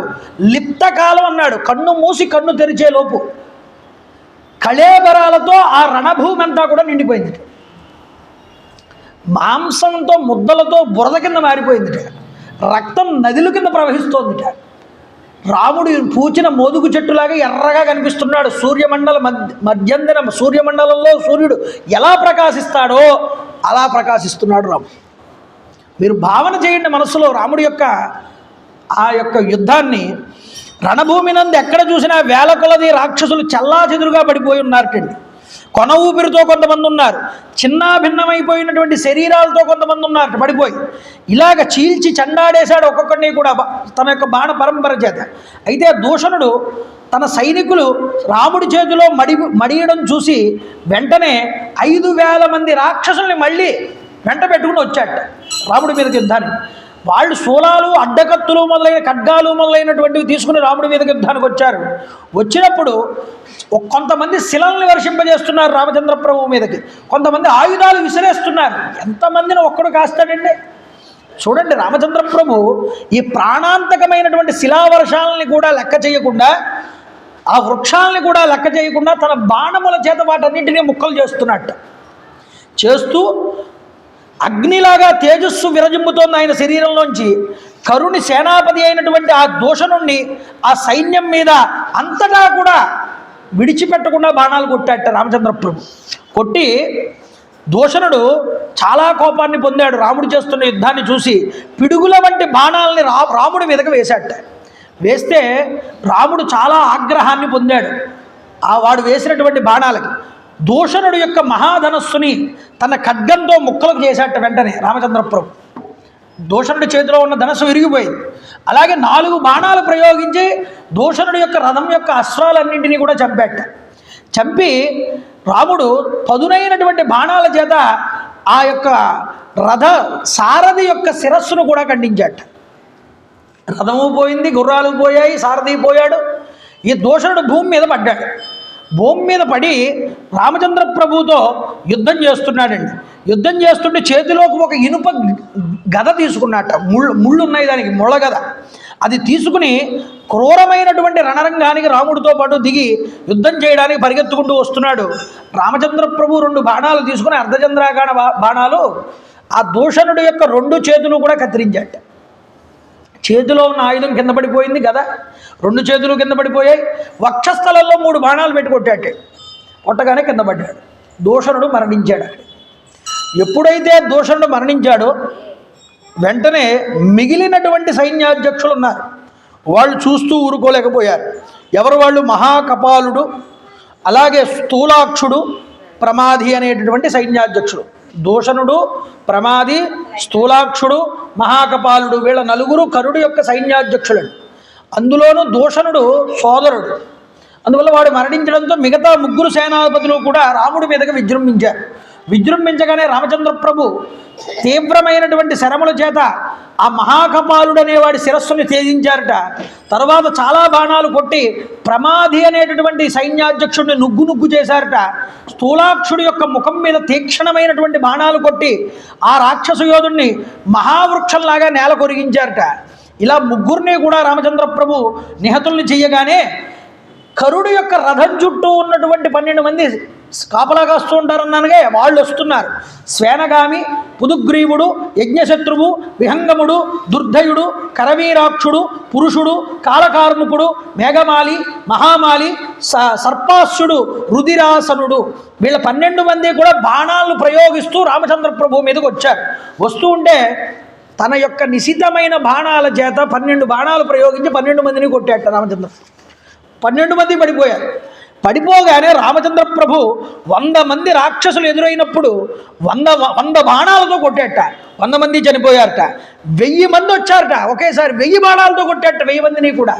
ఎలా వదిలేస్తున్నాడండి ఒకే సమయంలో 1000 బాణాలు? అది కుదిరేదా? కుదురుతుంది. మంత్రశక్తికి అంత శక్తి ఉన్నదయ్యా. అందుకనే అందరికన్నా గొప్ప ధనుర్ధారి ఎవడు లోకంలో అని ఒక ప్రశ్న వేస్తే అందరికన్నా గొప్ప ధనుర్ధారి లోకంలో ఒక్కడే, రామ. రాముడి అంతటి దానుష్కుండు లేడు అంటాడు పురావస్తు చిన్నయేశ్వరి బాలవ్యాకరణం రాస్తూ. అందువల్ల రాముడు అంతటి గొప్ప ధనుర్ధారి మరొకడు ఉండడు. అందువల్ల ఆయన దగ్గర ఉన్నటువంటి శస్త్రాస్త్రాలు అంత గొప్పవి. అందుకనే విశ్వామిత్రుడు ఆయనకి అస్త్రాలన్నీ ఇచ్చినప్పుడు మంత్ర రూపంలో అవన్నీ మానవ రూపాన్ని ధరించి నమస్కారం చేసి మేము ఎలా ఉపయోగపడాలి చెప్పండి అంటే ఆయన అన్నాడు, నాకు అవసరం వచ్చినప్పుడు మిమ్మల్ని పిలుస్తాను, అప్పటిదాకా మీ స్థానాలకి వెళ్ళి మీరు ఉండండి, మీరు ఎప్పుడూ నా స్మృతి పదమునందు మెదులుతూ ఉండండి అన్నాడు. అంటే నేను మంత్రాలను మర్చిపోకూడదు, మీ మంత్రాలను ఎప్పుడూ నేను జప్తికేందు ఉంచుకోవాలి, నేను పిలిచినప్పుడు మీరు రావాలన్నాడు. ఈ అస్త్రాలన్నీ ఇప్పుడు ఉపయోగిస్తున్నాడు రామచంద్ర ప్రభు. 1000 మంది వస్తే 1000 మంది మీద ఒకేసారి బాణం మండలాకృతిలో ఉందిగా, తిప్పాడుగా. ఇలా తిప్పుతూ ఉంటే 1000 బాణాలు పోతున్నాయి వాళ్ళ మీదకి. రాముడు కనిపించట్లేదన్నారు. కాబట్టి కనురెప్ప పాటులో 1000 కొలది రాక్షసులు హతులైపోయారట. మాంసఖండాలతో నిండిపోయింది ఆ యుద్ధ ప్రదేశం అంతా కూడా. ఇక యుద్ధాన్ని చేయడానికి ఇంకెవరూ లేరు. కరుడు అనుకున్నాడు ఇంక నేనే వెళ్ళాలి యుద్ధానికి అనుకున్నాడు. అలా వెళ్ళడానికి సిద్ధపడుతూ ఉంటే త్రిశిరుడు ఆప్ చేశాటండి కరుణ్ణి. అయ్యా నేనుండగా మీరు యుద్ధానికి వెళ్ళడం ఏమిటి, మీరు రాజు కదా. ఈ త్రిశిరుడు ఎవరు? వీడు కూడా సైన్యాధ్యక్షుడే. కాబట్టి నేను వెళ్తాను యుద్ధానికి అన్నాడు. యుద్ధానికి వెళ్తానని ఈ త్రిశిరుడికి మూడు తలలు ఉంటాయి. వీడికి ఆడు పేరే త్రిశిరుడు, 3 సరస్సులు కలిగిన వాడు అని. వాడు యుద్ధానికి వెళ్ళాడు రామచంద్ర ప్రభువు మీదకి. అయితే వెళ్ళు, నిన్ను ఆజ్ఞయిస్తున్నాను, వెళ్ళి ఆ రాముణ్ణి హతమార్చమన్నాడు కరుడు. అయితే మృత్యు ప్రేరణ చేత బయలుదేరుతున్నాడు ఈ త్రిశురుడు అంటున్నాడు వాల్మీకి. చూడండి, ఇలా వెళ్తూ ఉండగా సమరభూమి యందు త్రిశురుడు గొప్పదైనటువంటి యుద్ధం చేస్తున్నాడు రాముడితో, ఎడతెరిపి లేకుండా బాణాలు విడిచిపెడుతున్నాడు రాముడి మీద. అయితే త్రిశురుడు రాముడి యొక్క పాల భాగం మీద, అంటే నుదుటి మీద 3 బాణాలతో కొట్టేట వెళ్ళగానే, కొట్టగానే రాముడు చాలా కోపాన్ని పొందాడు. ఈ రాక్షసుడు నిజానికి చాలా గొప్ప వీరుడు అనుకున్నట్ట మనసులో రామచంద్ర ప్రభు అంతటి వాడు ఈ త్రిశురుణ్ణి చూసి. అంతేకాదు, ఈ రాక్షసుడి బలం ఎంతని నేను చెప్పగలను, ఇతడి బాణాలు నా నొసల్ని తాకినా నాకు పుష్పాలు తగిలినంత విధానంగా అనిపిస్తున్నదన్నాడు. అంటే యుద్ధం చేసే కొద్దీ కూడా క్షత్రియుడికి ఆ యుద్ధం మీద ఆసక్తి పెరుగుతుంది కానీ తరగదండి. అదవుతుందా మీకు? చేసే కొద్దీ రెచ్చిపోతారు క్షత్రియులు. వీడు కొట్టిన బాణాలు నాకు నొప్పి అనిపించట్లే, ఏవో పుష్పాలు తగిలాయేమో అనిపిస్తోంది అనుకున్నట్టు రామచంద్ర ప్రభు అనుకుని, నా ధనస్సు నుంచి విడువబడబడినటువంటి శరములు, ఒరే త్రిశుర శుద్ధిగాని రుచి అని విడిచిపెడుతున్నాడు రామచంద్ర ప్రభు. రామచంద్ర ప్రభు విషసర్పాల్లాంటి 14 బాణాలని త్రిశురుడి యొక్క వక్షస్థలం మీదకి వేసాటండి. వేస్తే అవి వెళ్ళి వాడికి వక్షస్థలంలోకి దూరాయి. తర్వాత 4 బాణాలు తీసుకుని వాడి గుర్రాలని పడగొట్టాడు, సారథిని పడగొట్టాడు, ధ్వజాన్ని విరగొట్టిన తర్వాత త్రిశురుడు వెంటనే ఆ రథం నుంచి కిందకి దూకి రాముడితో యుద్ధం చేస్తున్నట్ట. ఇంతలో రామచంద్ర ప్రభు తన బాణాలని ప్రయోగించి తన వక్షస్థలాన్ని బద్దలగొట్టాట, ఈ త్రిశురుడి యొక్క వక్షస్థలాన్ని కొడితే అంతటా రాక్షస యోధుడు ఏం చెయ్యలేకపోయి నిశ్చేష్టుడైపోయాడన్నారు. తర్వాత రామచంద్ర ప్రభు 3 వాడిగలిగినటువంటి శరాలు తీసుకుని చేతిలోకి, ఆ వాటితో 3 శిరస్సుల్ని కూడా త్రిశురుడి యొక్క 3 శిరస్సుల మీదకి ప్రయోగించాటండి. ఎప్పుడైతే ప్రయోగించాడో ఈ త్రిశురుడి యొక్క 3 శిరస్సులు కూడా కొబ్బరి బొండాల్లాగా ఎగిరిపోయాయన్నాడు, కనిపించకుండా. త్రిశురుడు భూమి మీద పడ్డాడు. చూడండి, పారిపోతూ ఇలాగా శరీరాన్ని విడిచిపెట్టేశాడు త్రిశురుడు. కరుడికి చాలా కోపం వచ్చింది. నిహాంతం దూషణం దృష్ట్వా రణే త్రిశిరసా సహ కరస్యాప్య భవత్రాసో దృష్ట్వా రామస్య విక్రమం. యుద్ధభూమి యందు దూషణుడు త్రిశిరుడు నిహతులవడం చూసినటువంటి కరుడికి రాముడి మీద విపరీతమైనటువంటి కోపం వచ్చింది. అయితే ఒకవైపు భయం కూడా కలిగింది అన్నాడు వాల్మీకి. చూడండి, భయగ్రస్తుడయ్యాట కరుడంతటి వాడు. అంతేకాదు, ఎలాంటిది జయంపసఖ్యం కానటువంటి 14,000 మంది రాక్షసుల్ని ఒక్కడు నిలబడి అందరినీ కూడా నిలవేశాడు. హతమైపోయారు వీళ్ళందరినీ చూశాడు. 14,000 మంది రాక్షస యోధుల్లో ప్రముఖులందరూ కూడా మృత్యువాతపడ్డారు. అతడి బలాన్ని చూసి కరుడు నీరు గారిపోయాటండి. రామచంద్ర ప్రభు యొక్క బలాన్ని చూసి అతడి గర్వం అంతా కూడా చల్లారిపోయింది అన్నాడు వాల్మీకి. చూడండి, వెంటనే ఈ దానవుడు ఇంద్రుడి మీదకి వెళ్ళినటువంటి రాక్షసుడిలాగా రాముడి మీదకి విజృంభిస్తున్నట్ట. కరుడు శక్తివంతమైనటువంటి తన ధనస్సును ఆకర్ణాంతము కూడా లాగి రక్తపు రుచికి అలవాటు పడినటువంటి మహాసర్పంలాగా తీవ్రమైన బాణాలని రాముడి మీదకి విడిచిపెట్టాడు. ఎప్పుడైతే విడిచిపెట్టాడో రాక్షస వీరుడు దిశలా బాణాల చేత నింపుతూ, అంటే ఆకాశాన్ని అంతా కూడా బాణాలతో నింపేశాడు. రామచంద్ర ప్రభు మీదకి ధనస్సు మీదకి ఎక్కుపెట్టి బాణాలను కొట్టాడు. ఎప్పుడైతే కొట్టాడో ఈ బాణాల యొక్క శక్తి చూడండి, కరుడు రాముడిని ప్రయోగించిన నిశితమైన బాణాల చేత ఆకాశమంతా నిండిపోగా అది శరమయమైపోయి ఆకాశం కనిపించడం మానేసింది అన్నాడు. ఆకాశం అంతా బాణాలు తప్ప ఇంకేం కనిపించట్లేదు. అయితే నభోమండలాన్నంతటినీ కప్పివేశాయి. శస్త్రములతోనూ అస్త్రములతోనూ వికర్ణి అనే పేరు కలిగినటువంటి అస్త్రాలతో రాముణ్ణి బాధిస్తున్నాడు ఈ కరుడు అనేటటువంటి రాక్షసుడు. అపారమైనటువంటి రాక్షస సైన్యాన్ని హతమార్చి కాస్త అలసి ఉన్నప్పటికీ, కాస్త అలసినట్టు కనిపిస్తున్నాడు రామచంద్ర ప్రభు, అయినా సరే మహాపరాక్రమంతో స్థిరంగా యుద్ధం చేస్తున్నట్ట. నిజంగా ఇంతమందిని చంపినా కూడా ఈయన అలసిపోకుండా ఇలా యుద్ధం చేయగలుగుతున్నాడు అంటే శత్రువు యొక్క గొప్పతనాన్ని మనసులో శ్లాఘించుకున్నాడు ఈ కరుడు కూడా. అయితే చూడండి, కరుడు రామచంద్ర ప్రభువుని ఒక మహాశక్తి సంపన్నుడి కింద భావన చేశాడు. పైకి కనిపించట్లేదు కానీ వాడి మనసులో ఉంది. సింహంలాగా గంభీరమైనటువంటి గొప్పదైనటువంటి బాణాలన్నీ రాముడి మీదకి ప్రవేశపెడుతూ ఉంటే సింహం కుందేటిని చూసినట్లుగా రామచంద్ర ప్రభు ఈ కరుణ్ణి చూశాడు. ఆయనకి లెక్కే లేదు. చూడండి, యుద్ధంలో కొంచెంగా అలిసిపోయి ఉండడాన్ని గమనించాడు. రాముడు కొంచెం అలిసిపోయి ఉన్నాడు, ఇదే అదును అనుకున్నట్టండి. హస్తలాఘవాన్ని చూపించాడు కరుడు. చూపించి రఘువీరుడు చేతిలో ఉన్నటువంటి ధనుర్బాణాలను ఖండించాట ఖడ్గంతో. చేతిలో ఉన్న బాణం 2 ముక్కలు అయిపోయింది. ఎవరిది? రామచంద్ర ప్రభు. ఎప్పుడైతే 2 ముక్కలు అయిపోయిందో తర్వాత 7 బాణాలను తీసుకుని రాముడి యొక్క కవచాన్ని బద్దలు కొట్టాట. రాముడి కవచం, ఈ కవచం ఏదైతే ఉందో అది పగిలిపోయింది అన్నారు.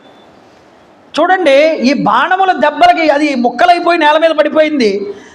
ఇలా పడిపోయినప్పుడు తేజస్సుతో ప్రకాశిస్తున్నటువంటి రాముడి మీదకి అసంఖ్యాకమైనటువంటి శరాలన్నీ ప్రయోగించాట ఈ కరుడు. ఎప్పుడైతే ప్రయోగించాడో రామచంద్ర ప్రభు వాడు పెద్ద నాదం చేశాడు. రాక్షసుడు ప్రయోగిస్తూ తన శరీరం అంతా కరుడు దింపినటువంటి బాణాలు దిగిపోయాయి. వచ్చి చాలా కోపాన్ని పొంది రామచంద్ర ప్రభు ఈ కరుణ్ణి పరిమార్చడానికి ఒక చేతిలోకి ఒక గొప్ప చాపాన్ని తీసుకున్నారట. ఈ చాప ఎవరు? అగస్త్య మహర్షి వారు ఇచ్చిన విష్ణు చాప.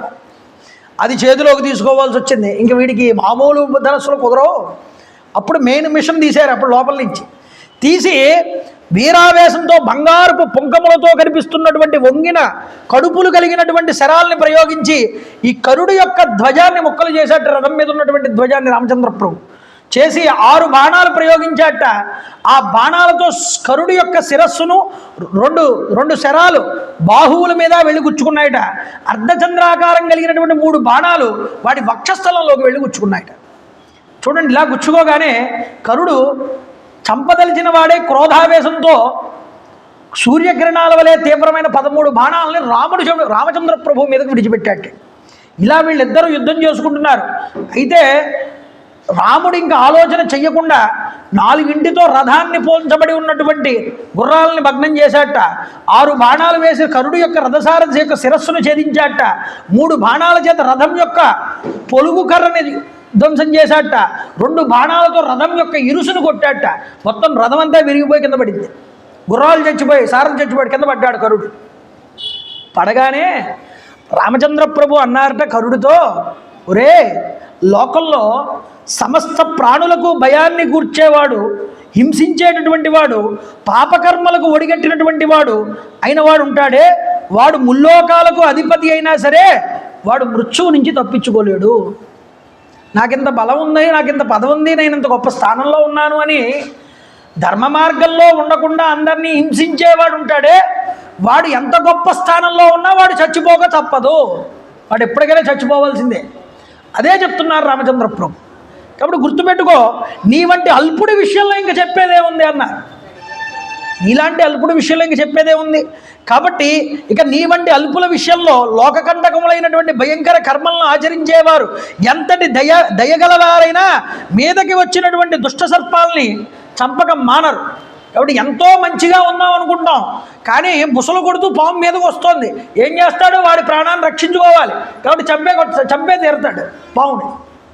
కాబట్టి నీలాంటి వాడిని తప్పకుండా నేను సంహరించి తీరుతానన్నాడు. రాముడి దయాగుణం ఎంత గొప్పదో తెలుసా అండి? అనవసరంగా మీరు నాతో యుద్ధం చేయకండి, మీరు మా మీదకి ఎందుకు వస్తున్నారు? నేను దశరథుడి యొక్క కుమారుణ్ణి, రాముణ్ణి.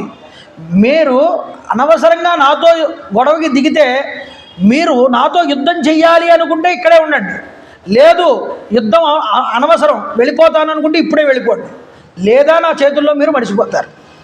ముందుగా చెప్తాడండి. వాడు విన్నాడా, వెళ్ళిపోయాడా, బతికిపోతాడు. వినలేదా, అవకాశం అంటారు చూసారా, వాడు ఎంత శత్రువైనా వాడికి అవకాశం ఇస్తాడు రాముడు.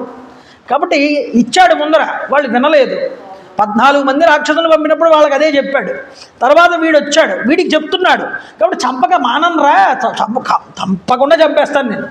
అయితే ఒకటి విషయం, చచ్చిపోయేటప్పుడు ఒక మంచి విషయం చెప్తాను వినమన్నాడు. ఏమిటంటే, లోభాత్ పాపాని కుర్వాణ కామద్వా యోన బుధ్యతే భ్రష్ట పశ్యతి తస్యాంతం బ్రాహ్మణి కారకాదిన. కామం వల్ల కానీ లోభం వల్ల కానీ ఎవడైతే పాపపు కర్మలు చేయడానికి పాల్పడతాడో, అంటే వాడికి కోరిక వల్ల కానీ ఎదుటివాడి మీద కోపంతో కానీ, అలాంటి వాడు పశ్చాత్తాప పడనటువంటి వాడు సర్వైశ్వర్యాల్ని కూడా కోల్పోతాడు, ఆఖరికి వాడే చచ్చిపోతాడు. ఇది గుర్తుపెట్టుకున్నాడు. అంటే అర్థం ఏంటంటే పశ్చాత్తాపం అనేటటువంటిది ఉండాలండి. నువ్వు పాపం చేశావు, తెలియక చేసావు, తెలియక చేసి ఇది పాపం అని తెలిసింది, దానికి పశ్చాత్తాపం పడాలి. పశ్చాత్తాపం అంటే ఏమిటి అర్థం? అయ్యయ్యో నేను ఇంతటి పాపం చేశానే, ఇది నేను చెయ్యకుండా ఉండాల్సింది కదా అని బాధపడడు. దీన్ని పశ్చాత్తాపం అంటారు. మీరు గుర్తుపెట్టుకోండి, నా మాట గట్టిగా పట్టుకోండి. పాపం చేసినటువంటి వాడు తెలిసి చేసేవాడు ఒకడు ఉంటాడు, తెలియక చేసేవాడు ఒకడు ఉంటాడు. తెలిసి చేసిన వాడు ఉంటాడు, వాడిలో కూడా కొంతమంది అయ్యయ్యో చేశాం కానీ పాపం ఇది నేను చేయకుండా ఉంటే బాగుండేదేమో అనుకునేవాడు ఒకడు ఉంటాడు. అయితే మీరు చూడండి, పశ్చాత్తాప బుద్ధి కనుక లేకపోతే ఏమవుతుంది అంటే మళ్ళీ వాడు పాపం చేయడానికి వెనుకాడడు. కొంతమంది శాస్త్రాల్లో ఏమంటారంటేనండి, ఈ పాపం పోవడానికి ఈ ప్రాయశ్చిత్తం చేసుకోండి అంటారు. ఈ ప్రాయశ్చిత్తం చేసుకుంటే మీకు ఈ పాపం పోతుందండి అంటారు. ప్రాయశ్చిత్తం అనేటటువంటిది చేసుకోవడం అంటే దానికి సంబంధించి ఈ పాపం చేసినందుకు గాను ఈ కర్మ చేస్తే, ఈ పూజ చేస్తే, లేకపోతే ఈ వ్రతం చేస్తే, ఇన్ని రోజులు ఈ దీక్ష చేస్తే ఈ పాపం పోతుంది. ఏమంటే అరుణాచలం వెళ్ళండి, గిరి చుట్టూ తిరగండి, మీకు తిరిగితే పాపం పోతాయి ఇప్పటిదాకా చేసిన పాపాలు అంటే అది ఒక ప్రాయశ్చిత్త కర్మ. ప్రాయశ్చిత్తం అనే మాట మీరు గట్టిగా పట్టుకోలేదనుకో జీవితంలో, దానివల్ల మీకు ఏ ఉపయోగం ఉండదు. ప్రాయశ్చిత్తం వల్ల ఒక తప్పు చేసిన తర్వాత ఇది నేను ఇంకా చెయ్యను అని అనుకున్నప్పుడు 25% పాపం పోతుంది చేసిన దాంట్లో. అర్థమవుతుందా? దీనికి నేను ప్రాయశ్చిత్త కర్మ చేసుకుంటాను అనుకున్నప్పుడు ఒక 25% పోతుంది. అక్కడికి ఎంత పోయింది? 50% పోయింది చేసిన పాపంలో. ఇక నేను ఇక మీదట అన్నీ మంచి పనులు చేయడానికి ప్రయత్నం చేస్తాను, మంచి పనులు చేస్తాను, ఇక పాప పనులు చేయను అని సంకల్పం చేస్తాడే, అప్పుడు మరొక 25% పాపం పోతుంది అన్నారు. అంటే ఎంత మొత్తం 75% పోయింది. ఇంకో 25% ఉంది, అది పూర్తిగా ఎప్పుడు పోతుంది అన్నారు? నువ్వు ఆ సంకల్పాన్ని ఆచరణాత్మకం చేసినప్పుడు, మంచి పనులు చేస్తున్నప్పుడు పోతుంది. అంటే ఒక తప్పు నువ్వు చేసినప్పుడు దానికి నువ్వు ప్రాయశ్చిత్తం చేసుకుంటే, ఆ ప్రాయశ్చిత్తం తర్వాత ఎన్ని సంకల్పాలు చేయాలి, ఇక మీదట ఇలాంటి తప్పు చేయనని, ఇక మీదట అన్ని మంచి పనులు చేస్తానని, ఆ మంచి పనులను ఆచరణాత్మకం తీసుకొచ్చేదాకా ఈ ప్రాయశ్చిత్తానికి సరి అయిన ఫలితం నీకు రాదు. కానీ ఈరోజు ప్రాయశ్చిత్తం పడి బాధపడి అయ్యో తప్పు చేశానని ఈరోజు ఏదో ప్రాయశ్చిత్తం చేసుకుని రేపటి నుంచి మళ్ళీ అదే తప్పును కొనసాగించేవాడు ఉంటాడే, వాడికి జీవితంలో ఈ ప్రాయశ్చిత్తాలు ఏమీ పనికిరావురా. వాడు చేసిన దాన్ని కూడా లెక్కలోకి వెయ్యరు. వాడు తప్పకుండా శిక్ష అనుభవించి తీరుతాడు. వాడు తప్పకుండా సంపదలన్నీ కోల్పోతాడట, వాటితో పాటు ప్రాణాలు కూడా కోల్పోతాడు. ఇది రాముడు చెప్తున్నాడు. ఇప్పుడు ప్రాయశ్చిత్తము అంటే గుర్తుపెట్టుకోండి, మీకు తెలియక కానీ తెలిసి కానీ చేసినటువంటి తప్పుని ఇక మీద అది పునరావృతం చేయకుండా నేను మంచి పనుల వైపుకు నడుస్తానని దాన్ని ఆచరణాత్మకం చేసుకున్నప్పుడు కానీ ఈ పాపం పోదండి. అదవుతుందా? ఇది గుర్తుపెట్టుకోవాలి. కాబట్టి ఇక్కడ చెప్తున్నాడు ఆ విషయాన్ని. ఒరే రాక్షసుడా, దండకారణ్యమునందు ధర్మనిరతులై నివసిస్తున్నటువంటి మహానుభావులు, మహర్షులు, ఆ తాపసులందరినీ కూడా మీరు చంపి బాపుకున్నది ఏమున్నది? వాళ్ళందరినీ అన్యాయంగా తినేశారుగా, చంపేశారుగా మీరందరూ. కాబట్టి పాపకర్మల్ని చేసేటటువంటి క్రూరులు లోకంలో నిందించబడతారయ్యా. ఏదో వాడికి సౌఖ్యం బాగుంది నేను ఈ పనులు చేయడం వల్ల అనుకుంటాడు, కానీ లోకం వాడిని చూసి నిందిస్తుంది. రాముడు చెప్తున్నటువంటి మాటలండి ఇవి. రాముడి హృదయాన్ని పట్టుకోండి రామాయణం వినేటప్పుడు. అందుకని రాముడు చెప్తున్న మాటలను 1-2 సార్లు గుర్తు చేస్తున్నాను మీకు. పాపపు పనులు చేసేవాడిని చూసి లోకం నిందిస్తుందన్నాడు. అంటే మంచి మాటలు చెప్తే చివరి సమయంలో వీడిని చంపకుండా వదిలిపెట్టచ్చు, మారతాను అనేటటువంటి భావం వాళ్ళలో కలిగితేనని మంచి చెప్తున్నాడు. శాస్త్ర మర్యాదనే తప్పడండి రాముడు ఎప్పుడు కూడా. వాడికి అవకాశం ఇద్దాం, అయినా మారకపోతే అప్పుడే చంపుతాడు. కాబట్టి ఎవరే నాయన లోకం నిందిస్తున్నాయా అలాంటి వాడిని చూసి? పాపాత్ములు ఐశ్వర్యాన్ని పొందుతారు. మొట్టమొదట పొందినా శిథిలమైపోయినటువంటి వేళ్ళు కలిగినటువంటి చెట్టు ఎలా కుప్పకూలిపోతుందో అలా వాడి జీవితంలో ఎప్పటికైనా కుప్పకూలిపోవాల్సిందే. ఐశ్వర్యం ఉంది కదా, నేను అంతైనా చేసినా ఏం పని చేసినా చెల్లుతుంది అనుకోకు. చెట్టు ఎంత దృఢంగా ఉన్నా వేళ్ళు నాశనం అయిపోతే ఏమవుతుందండి? ఎప్పుడైనా అంత పెద్ద వృక్షం కూడా కింద పడిపోతుంది చిన్న గాలి వచ్చినా సరే. అంటే మూలం అనేటటువంటిది గట్టిగా లేకపోతే నువ్వు ఎంత సంపాదించినా, ఎంత గొప్పవాడివైనా, ఎంత పెద్ద ఇల్లు కట్టినా దానివల్ల ప్రయోజనం ఉండదు. నీ మూలాలు సరిగ్గా ఉండాలి, చూసుకో. అర్థమవుతుందా? మనకి శాస్త్రంలో తిట్టు కూడా సాంప్రదాయాన్ని అనుసరించే తిట్టేవారు పెద్దలు. దుంప తెంపేశాడు రా అనేవాడు. దుంప తెంపేశాడు రా అంటే అర్థం ఏమిటి? దుంప అంటే మూలం తెగిపోయిందంటే ఏమిటి?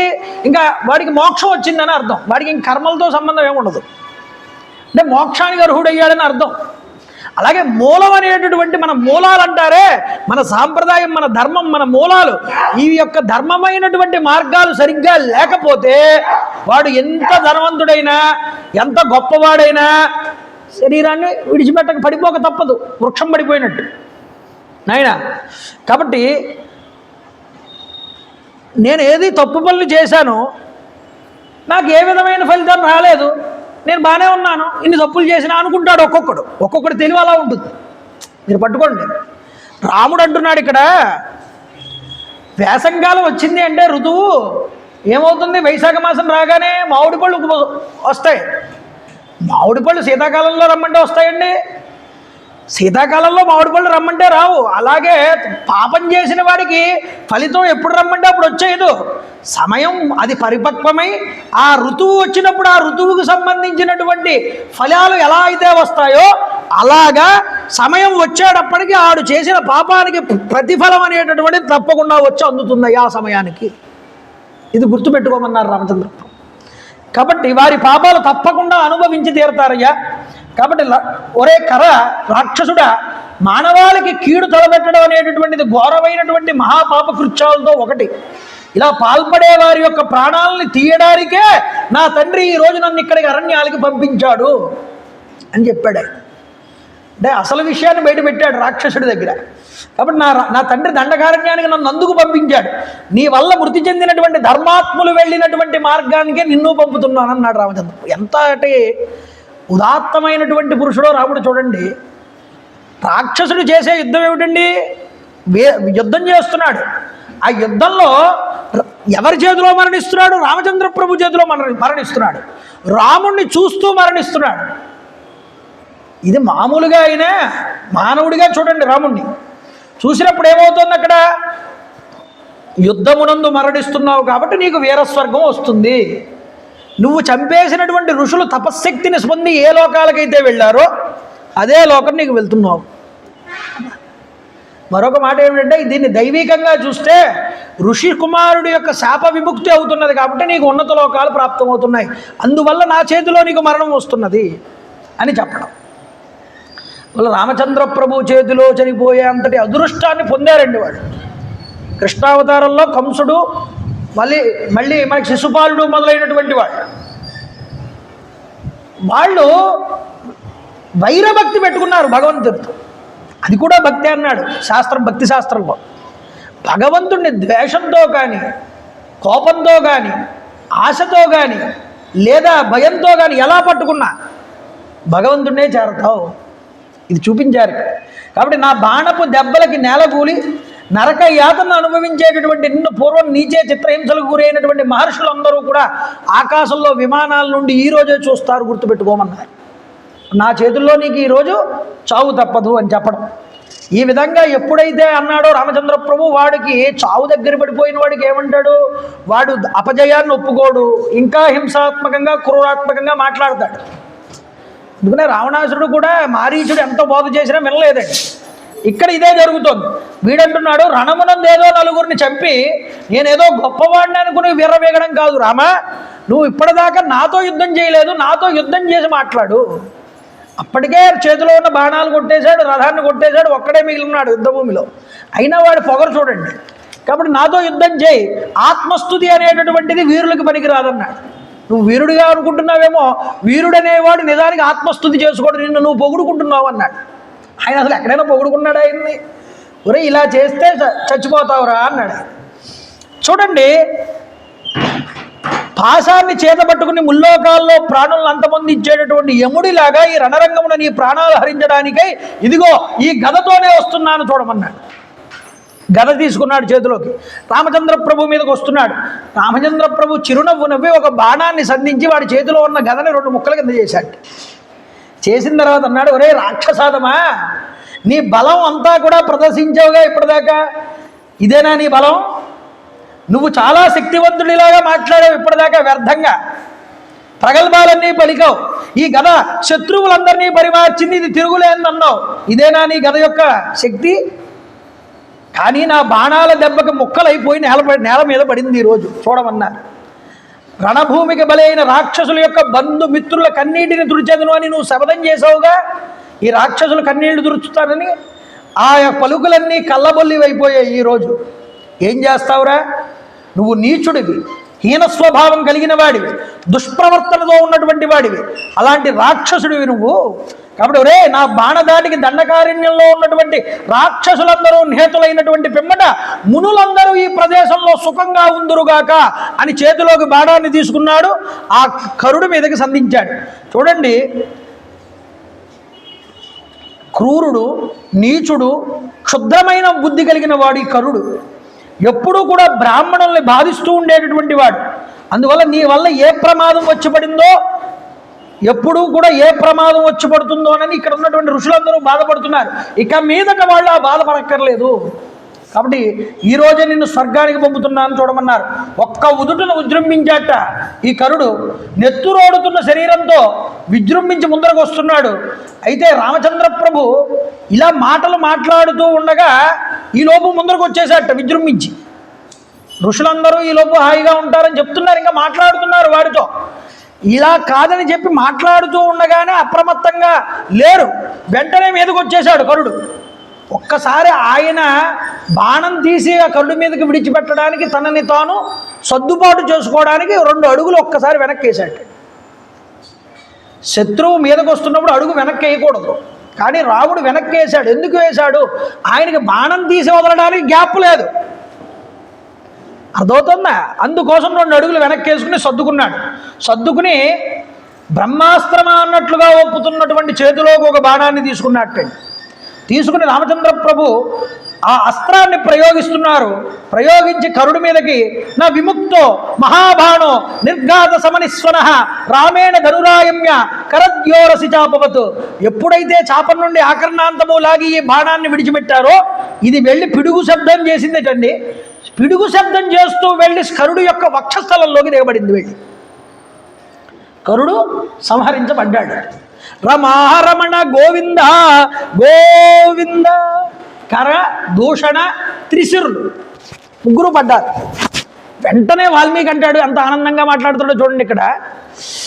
సపపాతకరో భూమౌ దహ్యమాన శరాగ్నిన రుద్రేణేవ వినిర్దగ్ధ శ్వేతారణ్యే యదా అందకః. శ్వేతారణ్యంలో అంధకాసురుడు అనేటటువంటి రాక్షసుడిని పరమేశ్వరుడు తన యొక్క 3వ నేత్రంతో ఎలా భస్మం చేశాడో అలాగా ఈ కరుడు అనేటటువంటి రాక్షసాదముణ్ణి రామచంద్ర ప్రభు తన బాణ పరంపర చేత నేలపాలు చేశారు. ఎక్కడ చూసినా రుద్రుడితో కంపేర్ చేసి, అంటే రాముడు ఇక్కడ ప్రళయాగ్ని రుద్రుడి కింద మారాడు కాబట్టి సత్వగుణంతో శాంతంగా ఉన్నాడు. అందరికీ సుందరంగా ఆహ్లాదాన్ని గొలుపుతాడు. ప్రాణుల్ని హింసించేటప్పుడు రుద్రుడిగా కనిపిస్తాడు, సృష్టించేటప్పుడు బ్రహ్మగారులాగా సత్వసంపన్నుడిగా కనిపిస్తాడు. అందుకనే రామ కమలపత్రాక్ష సర్వసత్వమనోహర రూపదాక్షిణ్య సంపన్న ప్రసూత జనకాత్మజే. హనుమ చెప్తాడు సుందరకాండలో ఈ మాట. అయ్యా, ఆయనకున్నటువంటి తేజస్సు ఎవరికుంటుందమ్మా తల్లి? ఆయన అందరినీ అనుగ్రహించేటప్పుడు బ్రహ్మ, అందరినీ కాపాడేటప్పుడు విష్ణువు, అందరినీ యుద్ధమునందు హతమార్చేటప్పుడు రుద్రుడు. ఆయన ఆదిత్యవ తేజస్వి లోకకాంతాస్యసి యథా రాజా సర్వస్య లోకస్య దేవో వై శ్రవణో యథా విక్రమేణోపపన్నస్య యథా విష్ణోర్మహాయసాః సత్యవాది మధురవాక్ దేవో వాచస్పతిర్యథా. మాటలు మాట్లాడుతూ ఉంటే బృహస్పతిలా మాట్లాడతాట. యుద్ధానికి వెళ్తే శ్రీ మహావిష్ణువులా వెళ్తాట, చంపవలసి వస్తే రుద్రుడిలా ఉంటాట, మద్దండే మార్తాండుడిలాగా వెలిగిపోతాట మహానుభావుడు. ఆదిత్యుడికి ఎంత తేజస్సు ఉంటుందో రామచంద్ర ప్రభువుకి అంత తేజస్సు ఉంటుందని వాల్మీకే చెప్తాడు మనకి సుందరకాండలో. కాబట్టి అర్థమవుతున్నా. కాబట్టి రామచంద్ర ప్రభు శ్వేతారణ్యమునందు అంధకాసురుని సంహారం చేసిన రుద్రుడు ఎలా కనిపిస్తాడో అలా కనిపించాడయ్యా. ఈ సన్నివేశాన్ని చూడగానే అపారమైన రాక్షస సైన్యాన్ని ఎంతసేపట్లో చంపాడయ్యా? 14,000 మందిని 3 గడియల 35 గడియల సమయంలో కొట్టాడు. గడియ అంటే 24 నిమిషాలు లెక్కేసుకోండి. దాన్ని బట్టి 3 గడియల 35 గడియల్లో కొట్టాడు అనగానే 1 గంట 20 నిమిషాల్లో మొత్తం అందరినీ కూడా చంపేశాడు. 14,000 మందిని 1 గంట 20 నిమిషాల్లో చంపడం ఎవరికి సాధ్యమండి? రామో అక్లిష్టకర్మణ అనే పదాన్ని అందుకు వాడాడు వాల్మీకి మహర్షి. అక్లిష్టకర్మణే సచ్చిదానంద రూపాయ అధర్వణ శృతి చెప్తుంది మనకి. అందుకని అక్లిష్టకర్ముడు అంటే పరమాత్మ అని అంటే ఆయన కన్నా గొప్ప వీరుడు మరొకడు లేడు, అలాంటి కర్మ ఆచరించగలిగేవాడు మరొకడు లేడు. అర్థమవుతుందా? కాబట్టి రామచంద్ర ప్రభు ఈ యొక్క యుద్ధాన్ని పూర్తి చేయగానే దేవతలందరూ పుష్పవృష్టి కురిపించారు, దేవదుందుములు మ్రోగాయి. ఏమండి, సీతమ్మ తల్లి పరిగెత్తుకుంటూ వచ్చి రామచంద్ర ప్రభు యొక్క యుద్ధ కౌశలాన్ని చూసి తన పతి యొక్క పూర్తి పరిపూర్ణమైన యుద్ధం ఇప్పుడే చూడడం. ఆవిడ వివాహం అయిన తర్వాత ఎవరిని సంహారం చేశాడండి?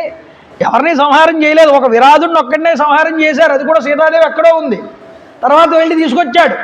కానీ ఇక్కడ రాముడు వెళ్ళిపోయేటప్పుడు, అరణ్యాలకు వెళ్ళేటప్పుడు మా నాన్న ఒక పురుష రూపంలో ఉన్న స్త్రీకిచ్చి వివాహం చేశాడన్నదిగా అది మనసులో ఉంది ఆవిడికి. పాపం ఈ మాట అన్నాను నా భర్తని అని. ఇప్పుడు ఈ యుద్ధ కౌశలం చూసిన తర్వాత రామచంద్ర ప్రభు అంటే ఏమిటో అర్థమైంది. వెళ్ళి గాఢాలింగనం చేసుకుంది రామచంద్ర ప్రభువుని సీతామాత. ఈ గాఢాలింగనం ఎందుకు చేసుకుంది? అయ్యా నేను చేసింది పొరపాటు, మీ అందు నేను చేసిన ఆలోచన అది చాలా పొరపాటు. ఈ గాఢాలింగనం ఎందుకు చేసుకుంటున్నా అంటే ఇది మీ యొక్క విక్రమానికి, మీ స్ఫూర్తికి ఇది నిదర్శనం. పక్కన భార్య పక్కన కూర్చుని తండ్రి మాట విని ఏడుస్తూ అరణ్యాలకు వచ్చిన రాముడిలా అనుకుంటున్నారా? రాముడంటే ఏమిటో ఇది అని చూపించాడు అందరికీ కూడా రామచంద్ర ప్రభు. తన బాణ పరంపరల చేత కోపం వచ్చినంత వరకే రామచంద్ర ప్రభువు చాలా సౌమ్యుడండి. ఎంతటి పరిస్థితులు, క్లిష్ట పరిస్థితులు వచ్చినా తొణకడు. కానీ అది మారిందంటే తాను శత్రు సంహారం చేయవలసి వస్తే ఏష ధర్మ సనాతన ధర్మం కోసం రామచంద్ర ప్రభు మమైవ మహేశ్వరస్తథ, నాకెంత శక్తి, మహేశ్వరుడికి ఎంత శక్తి ఉన్నదో నాకంత శక్తి ఉందంటాడు యుద్ధకాండలో పరమేశ్వరుడు ఈ రామచంద్ర ప్రభు. కాబట్టి తనని తాను పరమేశ్వరుడితో కంపేర్ చేసుకున్నాడు. కాబట్టి పరమేశ్వరుడితో కంపేర్ చేసుకున్నాడంటే అర్థం ఏమిటి? నేను ప్రళయం వచ్చే అంత్యకాలమునందు ఎలా అయితే జీవుల్ని పరమేశ్వరుడు తనలోకి లయం చేసుకుంటాడు, యుద్ధమునందు శత్రువులను అలా నాలోకి నేను లయం చేసుకుంటానని అర్థం. చూడండి, శ్రుత్వా శ్రీరామ విజయం పాపబంధాత్ విముచ్యతే తదైవ శృంఖలాబంధ దృఢబంధాత్ విముచ్యతే. స్కాంద పురాణంలో ఈ యొక్క మారీచ, ఈ యొక్క కర దూషణ త్రిశూరుల యొక్క సంహార ఘట్టాన్ని కనుక వింటేటండి కారాగార విముక్తులు అవుతారటండి. ఎవరైనా కారాగారంలోకి వెళ్ళిపోవాల్సి వచ్చే పరిస్థితి వచ్చినా, ఒకవేళ కారాగారంలో ఉన్న వాళ్ళకి ఈ కథ కనుక వినిపిస్తే వాళ్ళు తప్పకుండా విముక్తులు అవుతారు. వాళ్ళు ఎప్పుడూ కూడా కారాగారంలోకి వెళ్ళారు ఈ కథ వినడం వల్ల అని ఫలశ్రుతి చెప్పారు స్కంద పురాణంలో. మరొక ఫలశ్రుతి చెప్పారు, శ్రుత్వా పుష్పవతీ నారి లభతే రాఘవేంద్రస్య ప్రసాదాత్ తనయం కీర్తివర్ధనం. ఎవరైతే స్త్రీ వివాహమైన తర్వాత శ్రద్ధగా ఈ యొక్క ముగ్గురు యొక్క రాక్షసుల్ని సంహారం చేసినటువంటి ఈ యొక్క కథని కనుక వింటేటండి చక్కనైన వంశవర్ధనుడైనటువంటి కుమారుడు రామచంద్ర ప్రభు అనుగ్రహం వల్ల పొందబడతాడు అని చూపించారు. అందువల్ల ఇంతటి ఫలశ్రుతిని ఈ యొక్క కరదూషణ త్రిశూరుల యొక్క వధ గురించి చూపిస్తూ మనకు చూపించారండి. కాబట్టి ఈ లోపు ఏం జరిగింది అంటే వీళ్ళందరినీ సంహారం చేసినప్పుడు ఒకడు బయటపడ్డాట. దెబ్బలు తగిలి ఆ దెబ్బలతోనే బయటపడ్డాడు. వాడి పేరు అకంపనుడు. ఈ అకంపనుడు అనేవాడు వెంటనే ఈ వార్తని రావణాసురుడికి చేరవేయాలని వేగంగా లంకకు వెళ్ళాడు. వాడు శూర్పణఖ అంటుంది, మనకిన్ని శక్తులు ఉన్నాయి, ఇన్ని శక్తులుండి కూడా రాక్షసులమై ఉండి కూడా మనం ఒక మానవుడిని ఏమీ చేయలేకపోతున్నామని. కాబట్టి ఆయన మానవుడిగా ఉన్నాడు. రాక్షసులకు శక్తులు విపరీతంగా ఉన్నాయి. శక్తుల వల్ల వాళ్ళు ఎక్కడికైనా వేగంగా వెళ్ళగలరు, అదవుతుంది. అందువల్ల వాళ్ళ శక్తులు వేరు. అకంపనుడు వేగంగా లంకకి చేరుకున్నట్ట. లంకకి చేరుకుని రామచంద్ర ప్రభు గురించి జరిగిన విషయం గురించి రావణాసురుడికి సభలో చెప్పాడు.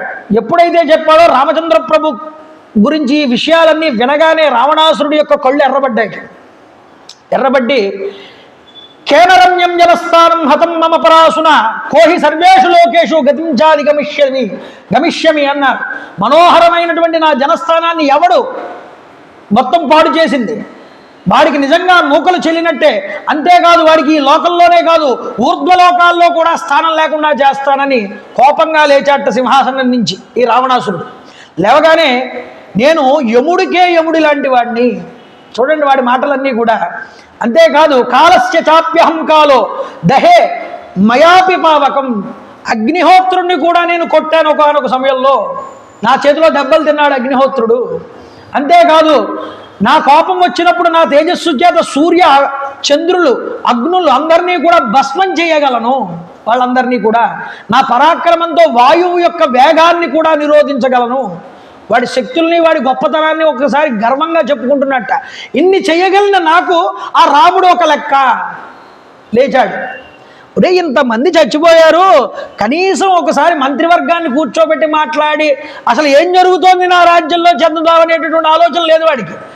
అంటే నాకన్నా గొప్పవాడు, నాకన్నా బలవంతుడు రాకూడదు, నేను అందరికన్నా గొప్పవాడిని. ఆ బలాన్ని వాడు ప్రదర్శిస్తున్నాడు. మళ్ళీ చెప్తున్నాడు అందరికీ. ఈ విధంగా కోపాన్ని పొందుతున్నటువంటి రాక్షసేశ్వర ప్రభువుతో ఆ వచ్చినటువంటి అకంపనుడు చెప్తున్నట్ట, ఏమయ్యా కంగారు పడవోకు నువ్వు, పుత్రో దశరథస్యాపి సింహ సంహాననో యువ రామో నామ వృషస్కంధో వృత్తాయత మహాభుజ. కోసల ప్రభు అయినటువంటి దశరథుడి యొక్క కుమారుడు ఈ రామచంద్రుడు. చూడడానికి చాలా యువకుడు, చక్కని అంగసౌష్ఠవం కలిగిన వాడు, సుందరుడు, వృషభమునకు వలె బలిష్టమైనటువంటి భుజాలు కలిగినటువంటి వాడు, మూపు కలిగినటువంటి వాడు. అతడు మహావీరుడయ్యా, సాటిలేని బలపరాక్రమాలు కలిగిన వాడు, సర్వశుభ లక్షణములతో వాసికెక్కినటువంటి వాడు. అలాంటి రామచంద్ర ప్రభు ఒక్కడే కర దూషణ త్రిశిర మొదలైనటువంటి వాళ్ళతో కలిపి 14,000 మంది రాక్షసుల్ని 1 గంట 20 నిమిషాల్లో తాను ఒక్కడే కొట్టాడు. కాబట్టి రాముడు అంటే సాధారణ వ్యక్తి అని నువ్వు అనుకో అని చెప్పిన తర్వాత అతడి గురించి వివరించవయ్యా అకంపన అని అడిగాడు. అతని గొప్పతనం ఏమిటో చెప్పు, అతడి బలాలు ఏమిటో చెప్పమన్నాడు. చెప్పమంటే అతని స్థావరం ఏమిటి, అతడు ఎక్కడుంటాడు, అసలు ఏ పని కట్టుకుని ఏ పని మీద ఆ దండకారణ్యానికి వచ్చాడు, ఈ విషయాలన్నీ చెప్పమన్నాడు. చెప్పమంటే అప్పుడు చెప్తున్నాడు ఈ అకంపనుడు రావణాసురుడితో, రామో నామ మహాతేజ శ్రేష్ఠ సర్వధనుష్మతాం దివ్యాస్త్ర గుణసంపన్న పురంధర సమోయుధి. అతడు గొప్ప తేజస్వి రామచంద్ర ప్రభు. అంతేకాదు ధనుర్ధారులందరిలో కూడా ఆయన శ్రేష్ఠుడు. ఆయనకన్నా గొప్పవారు మరొకరు ఉండరు. అతని అస్త్రములన్నీ కూడా దివ్యమైనటువంటి అస్త్రాలు. అతడు చక్కని గుణసంపద కలిగినటువంటి వాడు. రణరంగంలో ఆయన కనుక పరాక్రమం కనుక చూపిస్తే విష్ణుతుల్యుడయ్యా. విష్ణువుకి ఎంత పరాక్రమం ఉంటుందో యుద్ధంలో అంత పరాక్రమం ఉన్నది ఆయనకి. అంతేకాదు తస్యానురూపో బలవాన్ రక్తాక్షో దుందుభిస్వన. అతని సోదరుడున్నాడు లక్ష్మణుడు, అతడు కూడా చాలా గొప్పవాడు, ఇతనితో సమానమైనటువంటి వాడు, ధీటైనటువంటి వాడు, ఇతనితో మిక్కిలి బలమైనటువంటి వాడు, ఎర్రటి కనుజీరలు కలిగినటువంటి వాడు, కంఠస్వరం కూడా దుందుబిలాగా ఉంటుంది. ఆ ఇద్దరూ కూడా జనస్థానమునందు విహరిస్తూ ఉండగా నీ యొక్క సోదరి అయినటువంటి శూర్పణఖని ఈ లక్ష్మణుడు అనేటటువంటి వాడు అంగవిచ్ఛేదనం చేశాడు. దానివల్ల ఈ కరుడు దూషణుడు త్రిశురుడు యుద్ధానికి వెళ్ళగా ఆ యుద్ధంలో రామచంద్ర ప్రభు ఒక్కడే, లక్ష్మణుడు రాలేదు, రామచంద్ర ప్రభు ఒక్కడే వీళ్ళందరినీ సంహారం చేశాడయ్యా. కాబట్టి ఈ అకంపనుడు యొక్క పలుకులన్నీ విన్నట్ట రాముడి చేతిలో వీళ్ళందరూ ధ్వంసమైపోయారని చెప్పాడు. అప్పుడు రావణాసురుడు అయితే ఆ రామలక్ష్మణులను హతమార్చడానికే ఇప్పుడే జనస్థానానికి వెళ్తానన్నట్టండి రావణాసురుడు. వెళ్తానని రాముడి బలపరాక్రమాల గురించి, అయ్యా నువ్వేదో అనుకుంటున్నావు, రాముడు అంటే ఏమిటో ఒకసారి మళ్ళీ చెప్తాను వినండి, మీకు సరిగ్గా అర్థం కాలేదనుకుంటా. రాముడు బలపరాక్రమాల గురించి చెప్తాను వినండి. పరాక్రమశాలి రాముడు నిజంగా కనుక కోపాన్ని పొందితే రాక్షసుల్ని కాదు దేవతల్ని కూడా నిర్జించగలడు. ఆయనకు ఆ శక్తి ఉన్నది. రణమునందు రాక్షసులు కానీ దేవతలు కానీ ఆయన ముందు నిలబడలేరు. నిండుగా ప్రవహించేటటువంటి నదులు వేగంగా ఆయన వేగమును కూడా ఈ బాణాల చేత ఆపు చేస్తాట.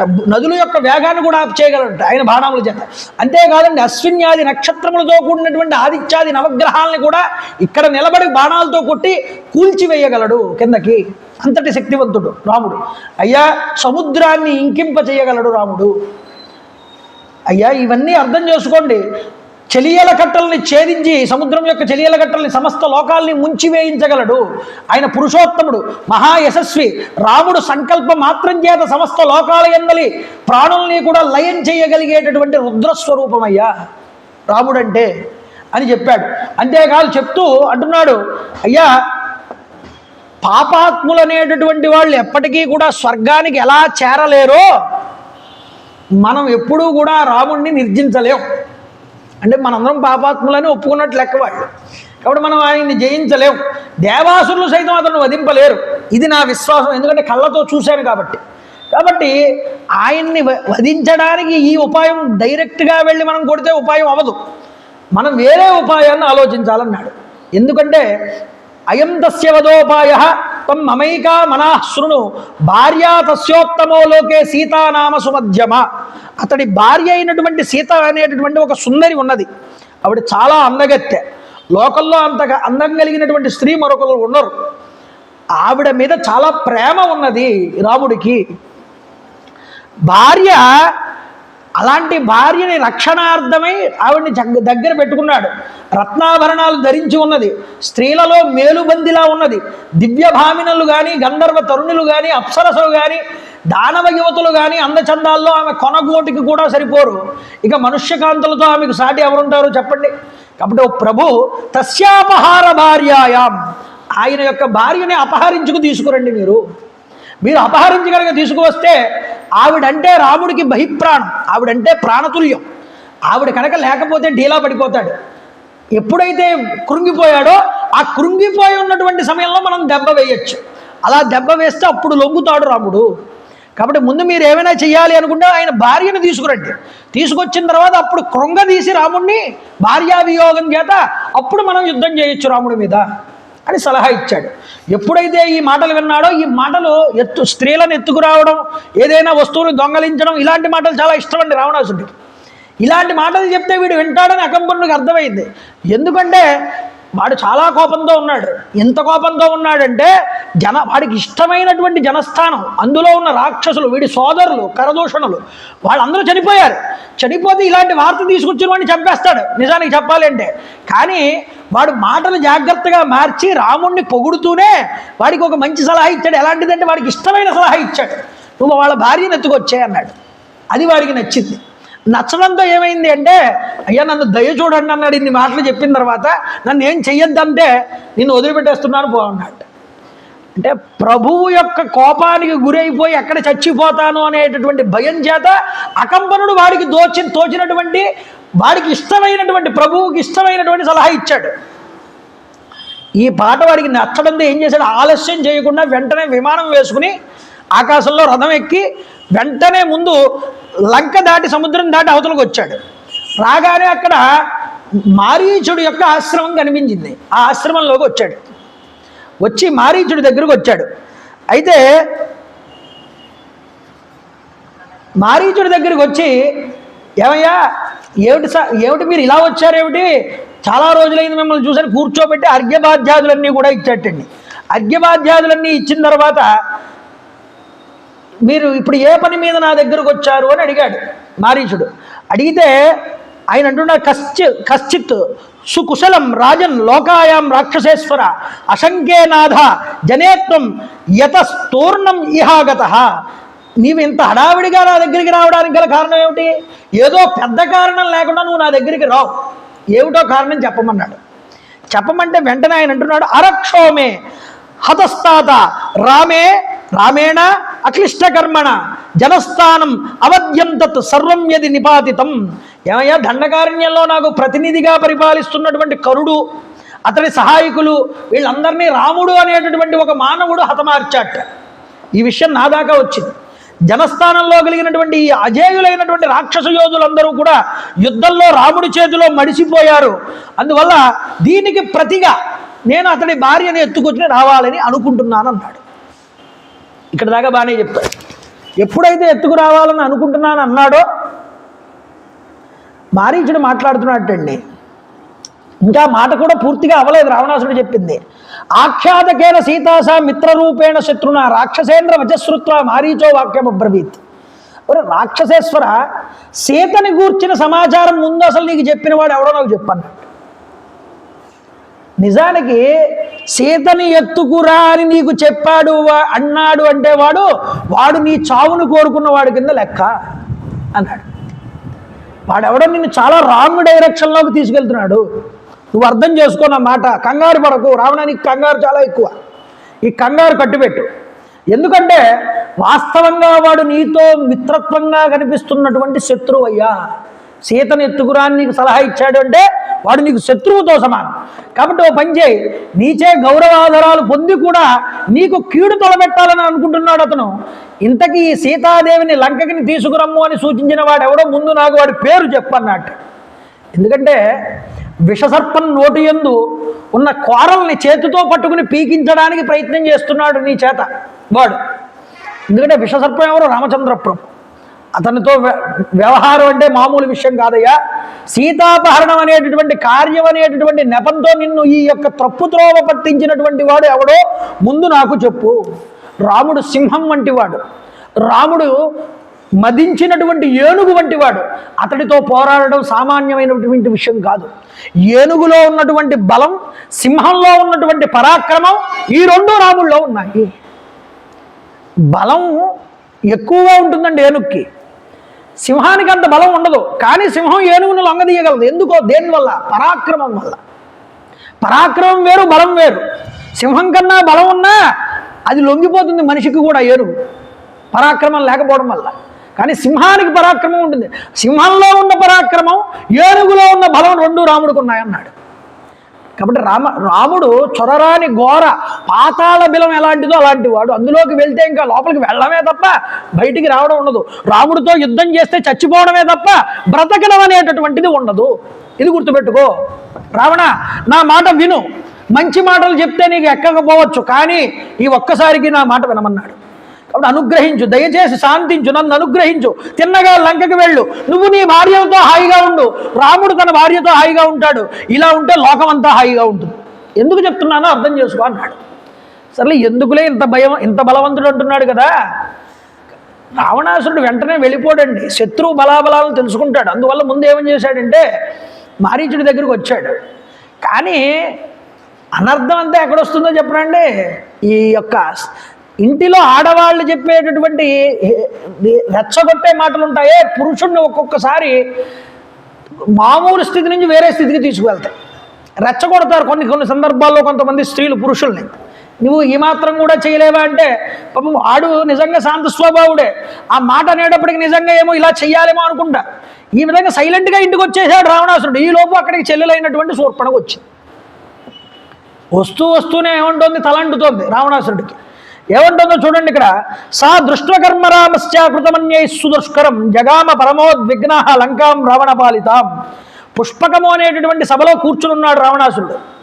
అయితే అక్కడికి దేవగంధర్వభూతానాం ఋషీణాంచ మహాత్మనాం, ఋషీశ్వరులకు కంటకావృతమైనటువంటి దేవతల గంధర్వులు ఉన్న వారికి అజేయుడైనటువంటి రావణాసురుడు భయంకరుడై కనిపిస్తున్నాడు సభలో.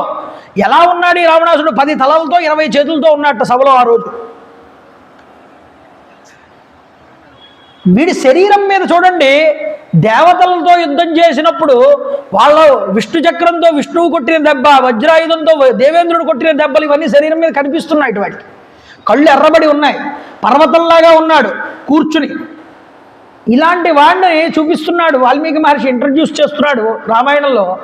చూసిన వెంటనే ఇలాంటి రావణాసురుని శూర్పణఖ దర్శించింది. దర్శించి అంటుంది, ప్రమత్త కామభోగేషు స్వైరవృత్తో నిరంకుశ. రాజా, అడ్డు చెప్పేవారు లేక నువ్వు నిరంకుశుడివై నిరంతరము కామభోగాల్లో మునిగి తేలుతున్నావు, కైపెక్కిపోయి ఉన్నావు. వినడానికి కూడా చెప్తే, ఎవరైనా వచ్చి ఒక విషయం చెప్తే వినడానికి కూడా నువ్వు సిద్ధంగా లేవన్నా కనిపిస్తోంది అన్నది రాగానే. నీ యంత్రాంగం అనేటటువంటిది సరిగ్గా పనిచేస్తోందో లేదో కూడా తెలుసుకోలేనటువంటి స్థితిలో ఉన్నావు. రాజు అనేవాడు ఎలా ఉండాలి? ఎప్పుడూ శత్రువు మీద ఒక కన్నేసి ఉంచాలి, అప్రమత్తంగా ఉండాలి. నా రాజ్యంలో ఎక్కడ ఏం జరుగుతుందో ప్రతి విషయం కూడా అతనికి రోజు తెలుస్తూ ఉండాలి. నువ్వేం చేస్తున్నావు అయ్యా? నీ ఇన్ఫ్లుయెన్స్ అంతా ఏమైందయ్యా ఈరోజు? నీ యొక్క రాజ్యంలో ఉన్నటువంటి నీ యొక్క సేవకులు, నీ యొక్క వార్తలు చేరదీసేటటువంటి వాళ్ళు నీకు ఎవరు లేరా? లేకపోతే వాళ్ళు చెప్పినా నువ్వు వినవా? నీ ఇంటెలిజెన్స్ అంతా కూడా ఏమైపోయింది ఈరోజు? ఎక్కడో దండకారణ్యంలో నీ తమ్ముళ్ళైనటువంటి కరుడు, దూషణుడు మొదలైన వాళ్ళందరూ 14,000 మంది రాక్షసులతో చచ్చిపోతే హాయిగా సభలో కూర్చుని ఉన్నావా? రెచ్చగొడుతోందండి అన్నగారు. సుఖలోలుడైనటువంటి రాజును శ్మశానాగ్ని వలె ప్రజలు గౌరవించరయ్యా. శ్మశానంలో అగ్ని వెలుగుతోంది అనుకోండి, ఆ అగ్నిని ఎవరు గౌరవించరు. ఇంట్లో హోమం గుండంలో అగ్ని వెలిగితే దాన్ని గౌరవిస్తారు. కాబట్టి సుఖలోలుడైన రాజుని అగ్నిహోత్రం శ్మశానంలో వెలుగుతున్న అగ్నిహోత్రంలా చూస్తారన్నాడు.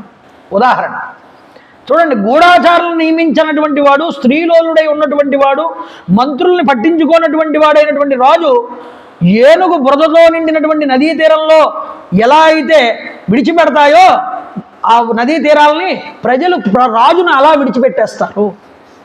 నువ్వు ముందు ప్రజల్ని పట్టించుకో, నీ మంత్రులు చెప్తున్న మాట విను, నీ గూఢాచారుల ద్వారా తెలుసుకోవాల్సిన విషయాలు తెలుసుకుంటూ ఉండు. ఏమయ్యా, దేవ గంధర్వ దానవులు ధైర్య సాహసాలు కలిగినటువంటి వాళ్ళు నీపై ప్రతీకారానికి ఎప్పటికప్పుడు పూనుకుంటూ ఉంటారని నీకు తెలియదా? ఎందుకంటే వాళ్ళందరి మీద నువ్వు యుద్ధానికి వెళ్ళావు. వాళ్ళందరూ నీకు శత్రువులు. నీ శత్రువులు ఎప్పుడో అప్పుడు నీ మీద యుద్ధానికి వస్తారని నువ్వు కనీసం జాగ్రత్త నీకు ఉండద్దు. చపల చిత్తుడైనటువంటి రాజు ఎలాగా ఉద్ధరించబడతాడయ్యా? నీ చుట్టూ చేరి ఉన్న సచివులందరూ మూర్ఖులు. నిజానికి చెప్పాలంటే నీ మిత్రులు, మంత్రులు సమర్థులైనటువంటి గూఢాచారులను నువ్వు నియమించుకోలేదు. కాబట్టి దండకారణ్యంలో ఉన్నటువంటి స్వజనులందరూ కూడా హతులైనటువంటి విషయం నీకు ఇప్పటిదాకా తెలియలేదు. శ్రీరాముడు ఋషులకు అభయం ఇచ్చున్నాడు. జనస్థానంలో రాక్షసులందరినీ కూడా హతమార్చి దానిని తపోవనంగా మార్చడానికి సిద్ధపడ్డాడు. ఈరోజు హాయిగా క్షేమంగా ఋషులందరూ నివసిస్తున్నారు జనస్థానంలో, రాక్షసులు బెడద లేకుండా. నీ రాజ్యం ఏమైంది? నీ ఇన్ఫ్లుయెన్స్ ఏమైంది? నీ ఇంటెలిజెన్స్ ఏమైంది? అంతా నాశనం అయిపోయింది. ఈరోజు రాజు క్రూరుడు, ఆశ్రితులకు సరియైన పోషణ చెయ్యనివాడు, చాలా మత్తిల్కి ఉండిపోయేవాడు, అహంకారి, కుత్సితుడు అయినటువంటి అతనికి కష్టకాలం ఏర్పడినప్పుడు సచివులు ఎవ్వరూ కూడా వాడిని ఆదరించరయ్యా. వాడికి అధికారం ఉంది కదా అని వాడిని నమ్ముకున్న వాళ్ళని కూడా వాడు కనుక ఉద్ధరించకపోతే, వాడిని నమ్ముకున్న వాళ్ళు కూడా వాడి పదవి పోయిన తర్వాత వాడిని చీదరించుకుంటారయ్యా. అంటే ఏమిటి? నిన్ను నమ్ముకుని ఉన్నటువంటి మేము అందరం ఇన్ని ఇబ్బందులు పడుతూ ఉంటే కనీసం మమ్మల్ని నువ్వు పట్టించుకోలేని స్థితిలో ఉన్నావు ఈరోజు అని ఆ రావణాసురుణ్ణి ఇండైరెక్ట్గా తిడుతోందండి. శుష్కై కాష్టైర్ భవేత్ కార్యం లోష్టైరపి చ పాంశుభి.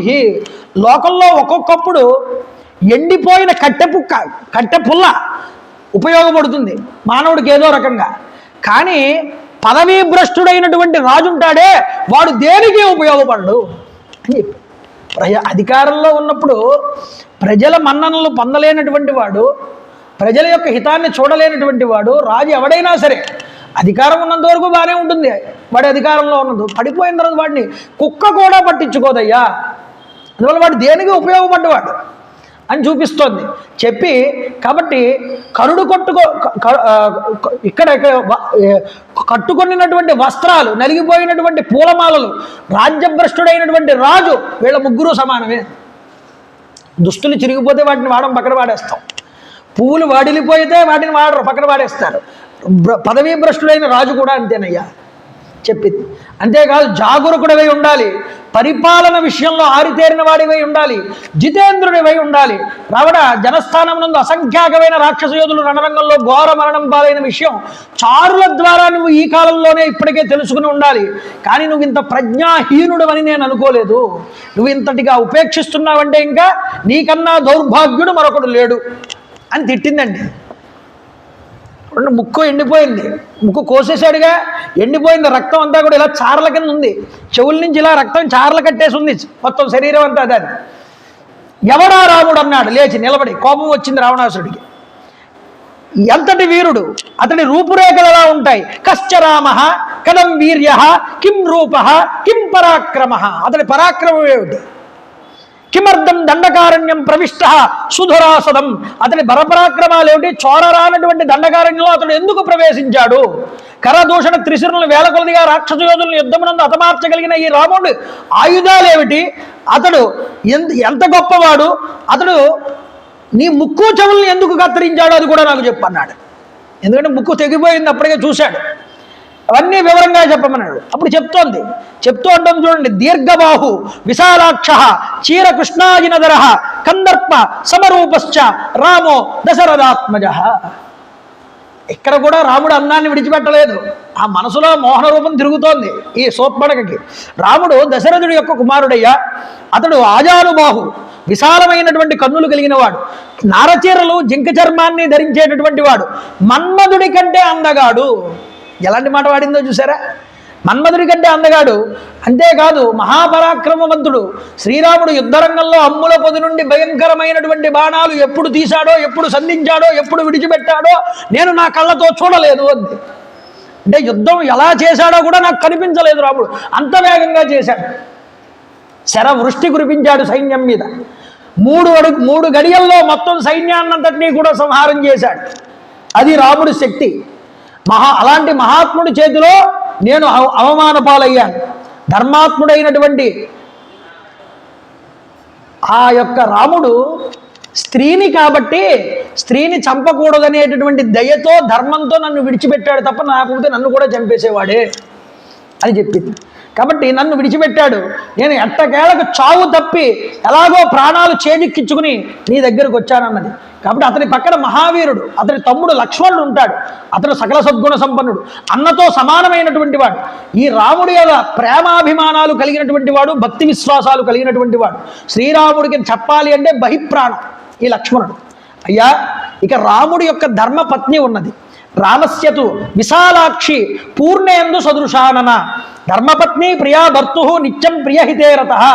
ఆయన సీతాదేవి, ఆవిడ పేరు సీత. ఆవిడ యందు రాముడికి ప్రేమ అపారం. ఈవిడికి కూడా భర్త యందు అధికమైనటువంటి ప్రేమ. సర్వదా ఆయన హితమునందే నిరతురాలై ఉంటుంది.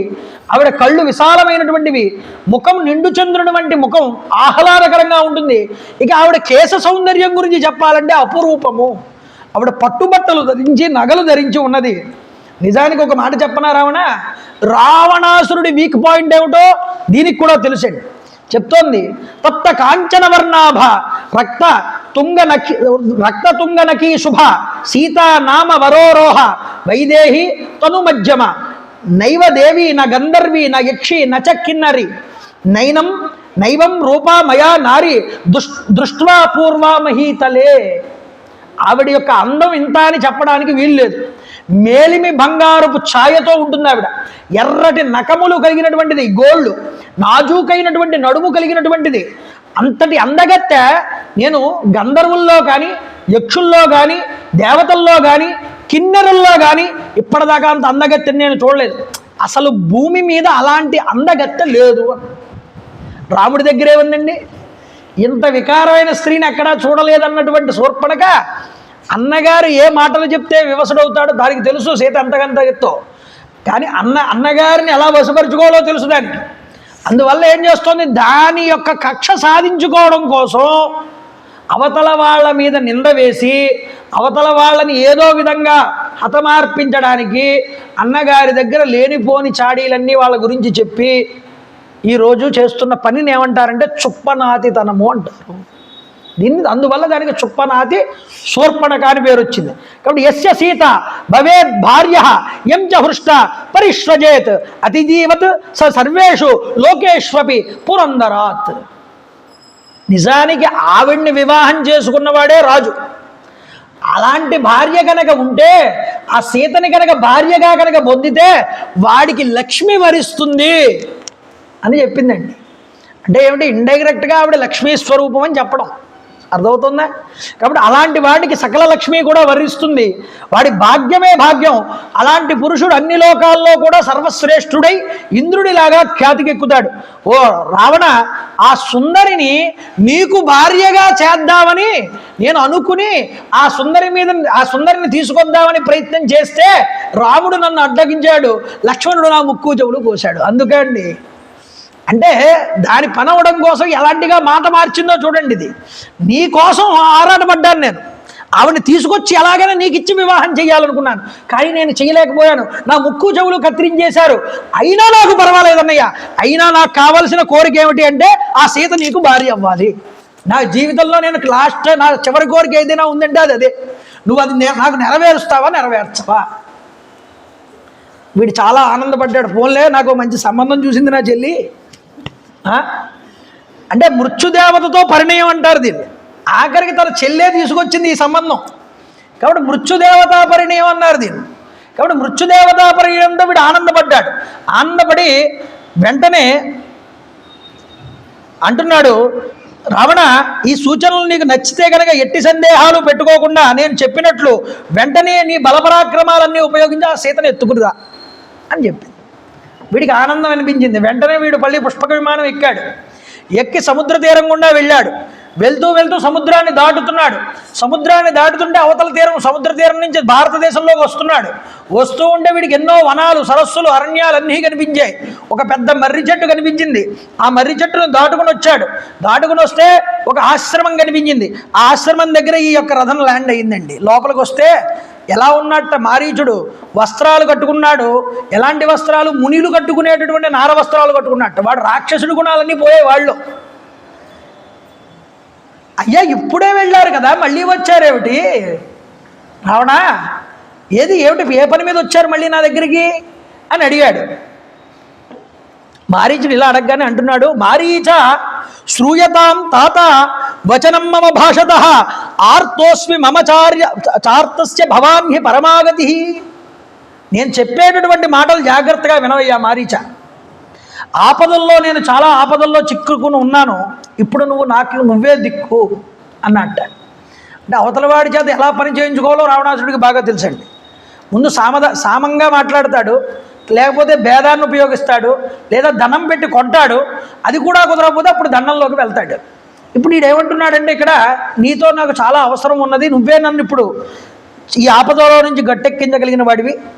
నా తోబట్టు అయినటువంటి శూర్పణఖ, మాంసభక్షకుడు మిగులు పరాక్రమవంతుడైనటువంటి త్రిశురుడు, అలాగే అసంఖ్యాకమైనటువంటి రాక్షస వీరులు, కరుడు, దూషణుడు మొదలైన వాళ్ళందరినీ కూడా అరణ్యంలో రాముడు అనేటటువంటి వాడు నిహతుణ్ణి చేశాడు.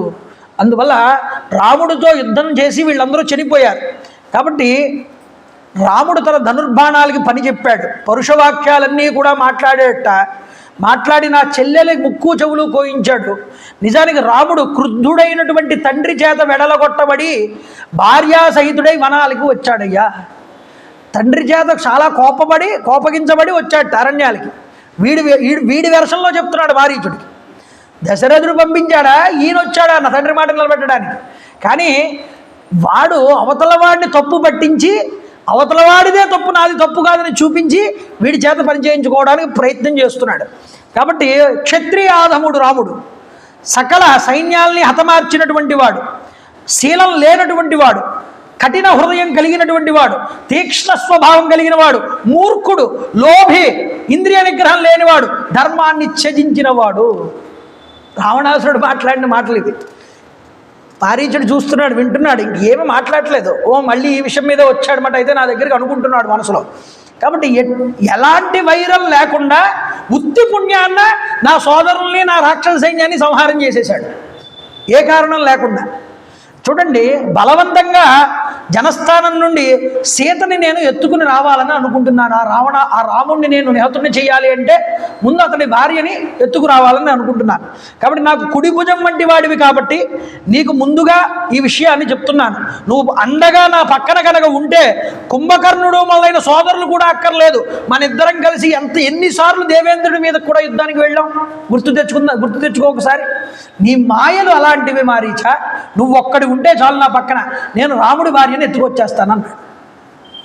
ఈ మాటలు చెప్పగానే నువ్వు చాలా ఉపాయశాలివి, నువ్వు సహాయపడితే చాలు నాకు, కాబట్టి నువ్వు సహాయపడే పద్ధతి కూడా నీకు చెప్తాను వినమన్నట్ట.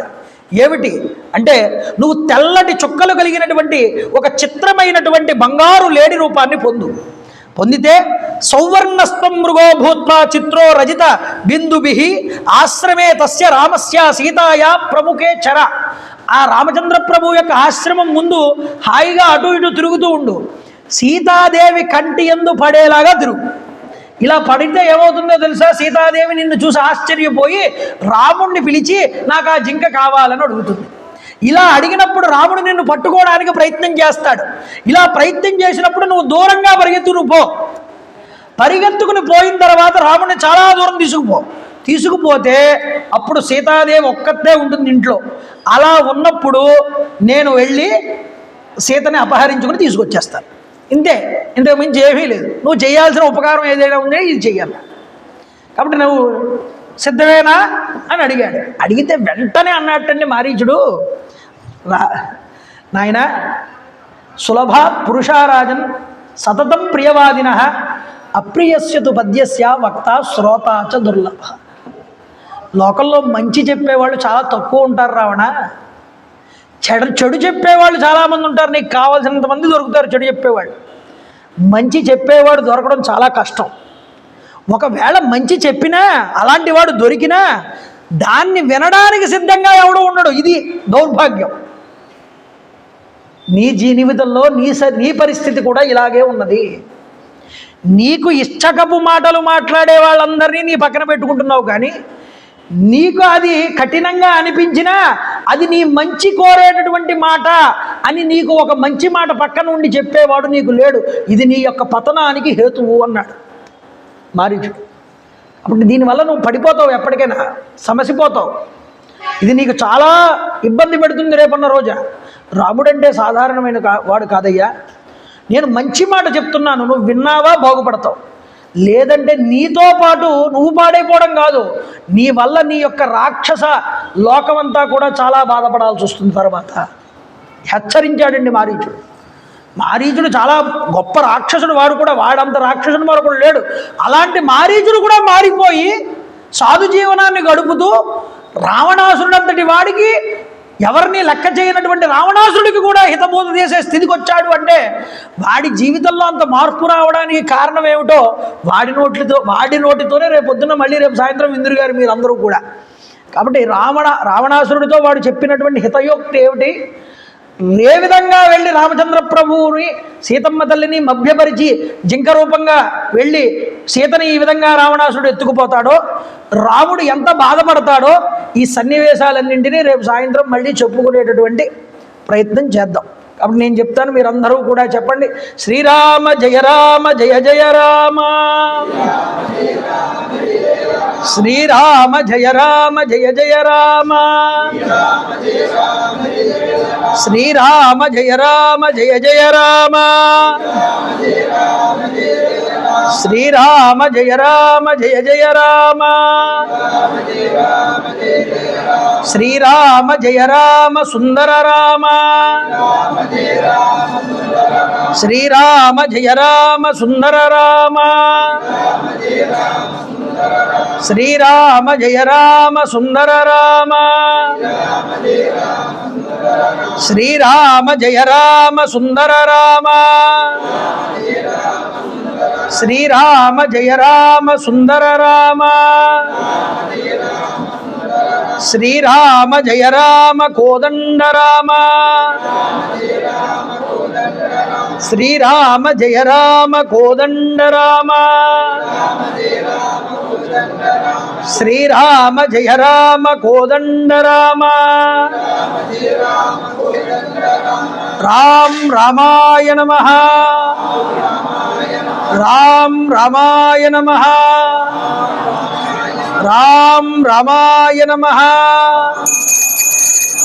జై శ్రీరామ్ జై శ్రీరామ్ జై శ్రీరామ్ జై శ్రీరామ్ జై శ్రీరామ్ జై శ్రీరామ్ జై శ్రీరామ్ జై శ్రీరామ్ జై శ్రీరామ్ జై శ్రీరామ్ జై శ్రీరామ్ జై శ్రీరామ్ జై శ్రీరామ్ మంగళాశాసనపరైః పదాచార్య పురోగమైః సర్వైశ్చ పూర్వైరాచార్యైః సకృతాయాస్తు మంగళం సర్వం శ్రీమామహేశ్వర పరబ్రహ్మార్పణమస్తు కాళే వర్షతు పర్జన్య పృథివీ సత్యశాలిని జై గురుదేవ దత్త సర్వం శ్రీమామహేశ్వర పరబ్రహ్మార్పణమస్తు స్వస్తి గోవింద గోవింద గోవింద హర నమ పార్వతీపదే హర హర మహాదేవ